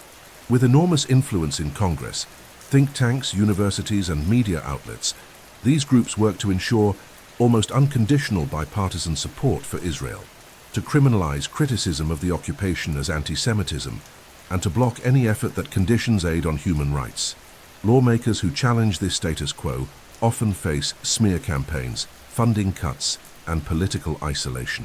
The freedom to speak on Palestine, even in established democracies, has become a minefield. This influence extends beyond the US-European countries. Australia, Canada, and even emerging powers have their positions on the conflict deeply shaped by commercial interests, military alliances, and internal pressures. Israel exports surveillance systems, drones, spyware, and police training to dozens of countries, including authoritarian regimes, transforming apartheid into a product. Moreover, governments that purchase such technology tend to remain silent about the occupation. Silence in this context is not only imposed, it is bought. Behind the scenes at the UN, this power play is clear. More than 40 resolutions condemning settlement expansions, annexations, and attacks on Palestinian civilians have been vetoed or blocked by Israel's allies. In 2023, during intense bombardments in Gaza, while hundreds of NGOs demanded an immediate ceasefire, the United States vetoed 3 consecutive resolutions aimed at de-escalation, effectively allowing the continuation of destruction in the name of self-defense. Diplomatic language was hollowed out, international law suspended. However, this alignment is beginning to be challenged. Young American Jews are breaking away from institutional narratives, creating movements like Jewish Voice for Peace, which denounce the use of Holocaust memory to justify current violations. Progressive lawmakers such as Alexandria Ocasio-Cortez, Ilhan Omar, and Rashida Tlaib are placing Palestine at the heart of domestic political debate. Universities, unions, and student coalitions are pushing for boycotts and sanctions. Public opinion is slowly shifting, but the power structures hold firm. Israel, for its part, uses this international network as a shield to act with increasing impunity in the occupied territories, knowing that formal condemnations will have no practical consequences. The combination of military supremacy, external support, and religious legitimacy forms a difficult tripod to dismantle. And as long as it remains, any attempt at justice for Palestinians will be treated as a threat to Israel's security, a reversal that turns the oppressed into aggressors and the occupier into the eternal victim. In this context, peace is not just a matter of local will, it is also a global geopolitical challenge. Breaking the cycle of occupation requires confronting international power structures, re-evaluating strategic alliances, and rehumanizing a cause that has been distorted by propaganda, vested interests, and blind faith. Until that happens, the lobby will keep winning, not just in congressional halls, but in the lives erased beneath the rubble of Gaza. Far beyond tanks, treaties, and statistics, there is a dimension of the conflict that rarely makes it into diplomatic reports. The pain spoken in the first person. The pain of victims, civilians, mothers, orphans, those who saw their homes turned to dust, their schools into rubble, their dreams buried alive. Yet this pain has never been just silence. It has written books, whispered verses amid ruins, sung laments under curfews, embroidered flags in refugee camps, and recorded every tear with the persistence of those who refuse to be erased from history. Palestinian resistance and civilian Israeli grief share a language of their own, made of memory, poetry, intimate diaries, and witnessing eyes. Among Palestinians, art has always been a form of resistance. The poems of Mahmoud Darwish, read aloud in squares or sprayed on walls, speak of the land as if it were flesh and of childhood as a trench. In his verses, Gaza is not just a territory, it is a living metaphor for bleeding survival with dignity. Traditional music blends with protest hip-hop. Children's drawings depict tanks and grey skies. Libraries in ruins still lend out books as acts of cultural resistance. In refugee camps, every mural is a remembrance of the village erased from the map, the face of an imprisoned brother, the flag still trembling on a piece of cardboard. To resist for the Palestinian people is to keep narrating themselves, even when the world tries to silence them. On the Israeli side, there is also civilian pain. Families who buried children after attacks, youth traumatized by compulsory military service, Mizrahi origin communities marginalized within Israel, dissident voices who face social isolation, the mothers of the parents' circle, a group of Israelis and Palestinians who lost loved ones in the conflict, are living proof that pain can unite more deeply than ideology. They march together, share stories, and cry in each other's arms, a scene that defies narratives of absolute division. Pacifist writers like David Grossman, whose literature delves into the anguish of a country at war with itself, reveal the complexity of a people torn between fear and conscience. Oral testimonies have also become archives of memory. Projects such as the Palestinian Oral History Archive, or Zokrot, an Israeli organization documenting the crimes of the Nakba, have collected thousands of interviews, videos, and audios from those who lived through expulsion, occupation, massacres, and resistance. These narratives differ from official discourses. They contain hesitation, affection, smells, longing, and proper names. These are voices that restore the humanity crushed by geopolitical maps and military speeches. They speak of the details, the color of the door before demolition, the recipe grandma used to make before the war, the silence in the fields after the invasion. Literature, cinema, and theater have also become instruments of symbolic confrontation. Films such as Paradise Now, Five Broken Cameras, or Waltz with Bashir gave audio-visual shape to the pain that mainstream television dares not show. Writers like Susan Abulhawa and Adania Shibli turn language into both protest and refuge. Even under censorship, these works circulate in festivals, universities, and alternative platforms, building a counter-history made of spine sensitivity and narrative courage. In the absence of tanks, the pencil becomes a missile of memory. In times of total war, listening to those who have lost everything is a revolutionary act, because the testimonies of victims don't just document, they humanize, complicate, destabilize, and expose the logic of dehumanization. In every child describing the sound of a drone, in every elder speaking of the uprooted olive tree, in every teenager writing about a disappeared sibling, is the scream missing from the headlines. And even among rubble, these voices remain alive, not because they were saved, but because they chose not to die in silence. In the end, understanding the conflict between Israel and Palestine demands much more than studying battles and treaties.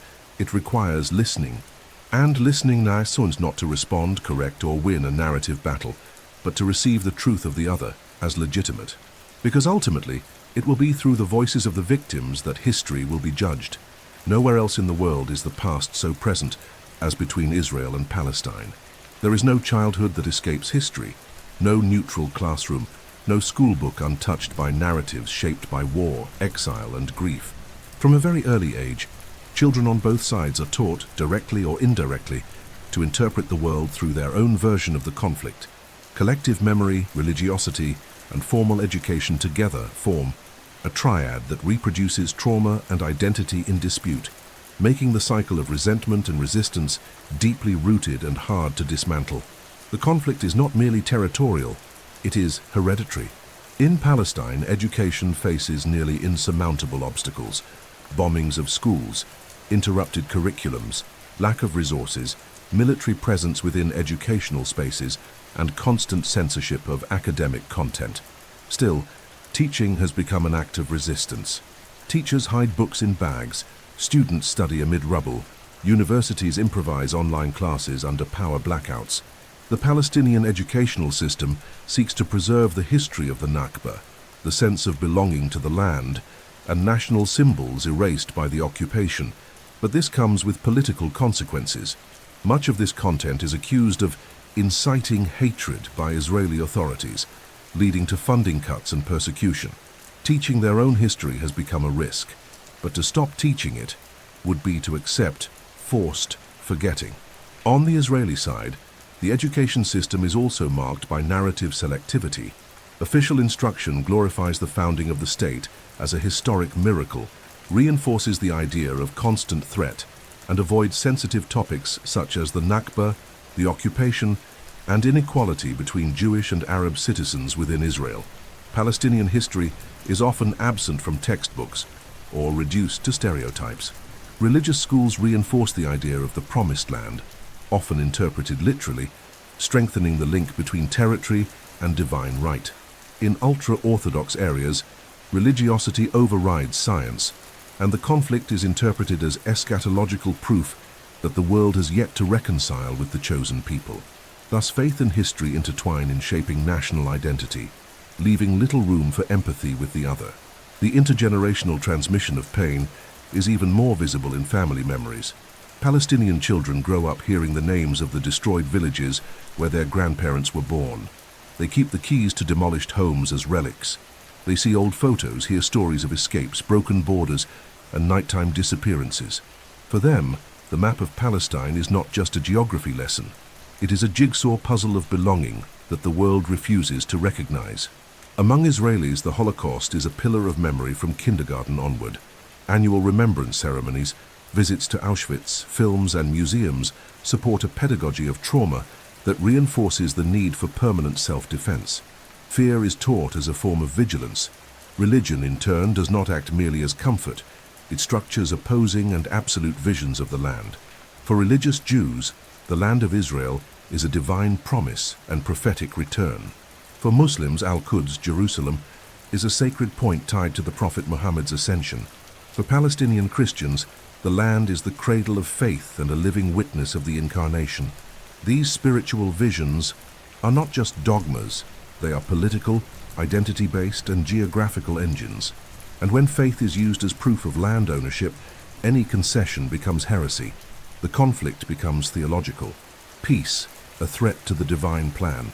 Yet glimmers of rupture exist. Alternative educational projects, binational schools, interfaith initiatives, and critical curricula try to create space for mutual recognition. Youth learning both Hebrew and Arabic, teachers presenting parallel narratives, groups reconstructing local history with multiple voices. These seeds are fragile, isolated, and often challenged by both sides, but they exist, and they show that the cycle of violence can be broken if the next generation is taught not to win, but to understand. In the end, the question that lingers is, what kind of memory are we creating? A memory that fuels hatred, or one that seeks to restore dignity? Because between Israel and Palestine, the future is not determined only at peace negotiations, but in what is taught to children when no one is watching. The conflict between Israel and Palestine is not merely a clash between two peoples over the same land. Over the decades, it has become an open wound on the conscience of the 21st century, where all the contradictions of our era manifest with brutal clarity. Colonialism surviving in the name of security, memory used as justification for oppression, technology amplifying both pain and oblivion, and diplomacy speaking of peace while financing war. Unlike so many other conflicts that arise, escalate, and fade away, this one persists, because it has ceased to be solely geopolitical and has become symbolic, moral, spiritual, and universal.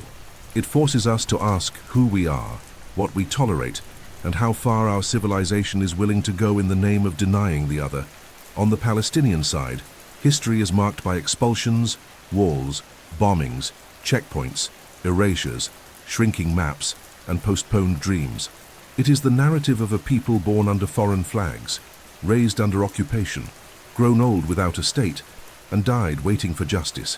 It is also the story of stubborn resistance, often desperate, not always heroic, but profoundly human.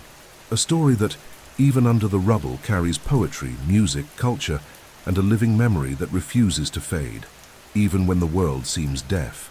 On the Israeli side, there is a people born from trauma and the urgency to have a home. There are people who built a nation in record time amid wars and hostility, and who live under constant surveillance, fear, and an identity shaped by survival. But there is also a choice, increasingly entrenched, to uphold a system that privileges some and excludes others, that oppresses in the name of defense and normalizes exception as rule. The greatest tragedy of the State of Israel is not its founding. It is its slow transformation into a regime where democracy ends at the settlement gate and freedom becomes a selective privilege. Amid all this, the international community watches, debates, laments, but acts little. The global order, marked by strategic interests, military alliances, and selective hypocrisy, repeatedly fails to apply the same principles it demands elsewhere. International law is invoked conveniently. Empathy is distributed according to the color of the flag. Peace becomes a word that adorns speeches, but does not protect children sleeping under drones. Thus, the Israel-Palestine conflict has become a mirror of our collective inability to uphold universal values when they require real sacrifice. Yet it should not be cynicism that concludes this story, because despite the terror, the occupation, the bombs, and the propaganda, hope still lives. It lives in the youth who refuse to serve in the occupation army, in the Israeli and Palestinian mothers who have buried their children and chosen to unite in the name of ending vengeance, in the rabbis who march beside Muslims, in the refugees teaching their children to write Palestine, even if they've never seen it, in Holocaust survivors who denounce colonization, in ordinary people who, despite disrupted routines, still choose not to hate, and, most of all, in the belief that justice, once recognized as universal, may yet restore dignity to all sides. The Israeli-Palestinian conflict is an open wound, but it is not inevitable. It was built, sustained, and fueled, and therefore it can be dismantled, transformed, healed. That healing, however, will not come from force, tanks, or borders drawn with bullets. It will come from mutual recognition, historical reparation, political courage, and concrete compassion. Not from top down, but from within. From ruins turned into seed, from words that replace bullets, and from hands that, tired of pointing, finally reach out. But perhaps the deepest lesson lies beyond politics. It is in the faces of mothers who bury their children and still refuse to hate, in schools reopening amid rubble, in the words of those who lost everything but still write, in hands reaching out even when everything screams to retaliate. This war shows that even in the greatest darkness, there are flickers of humanity that refuse to die. And perhaps that is the only real salvation, the small daily choices that defy the cycle of vengeance. The Palestinian boy who forgives, the Israeli soldier who refuses to shoot, the girl who studies to become a lawyer and defend the right of return, the rabbi who protests alongside Muslims, the child who draws peace on a wall. As we conclude this series, we do not offer an ending, because there is none. The conflict continues, bleeds, and reinvents itself. But may this documentary serve as an antidote to indifference. May each chapter be a stone in the construction of memory. May each paragraph be an invitation to listen, and may each viewer leave not with the certainty of a side, but with the weight of complexity and the urgency of compassion. Because one day, the war will end. Every war ends. And when that happens, may we say we were not neutral, that we chose dignity, that we listened, and that we learned.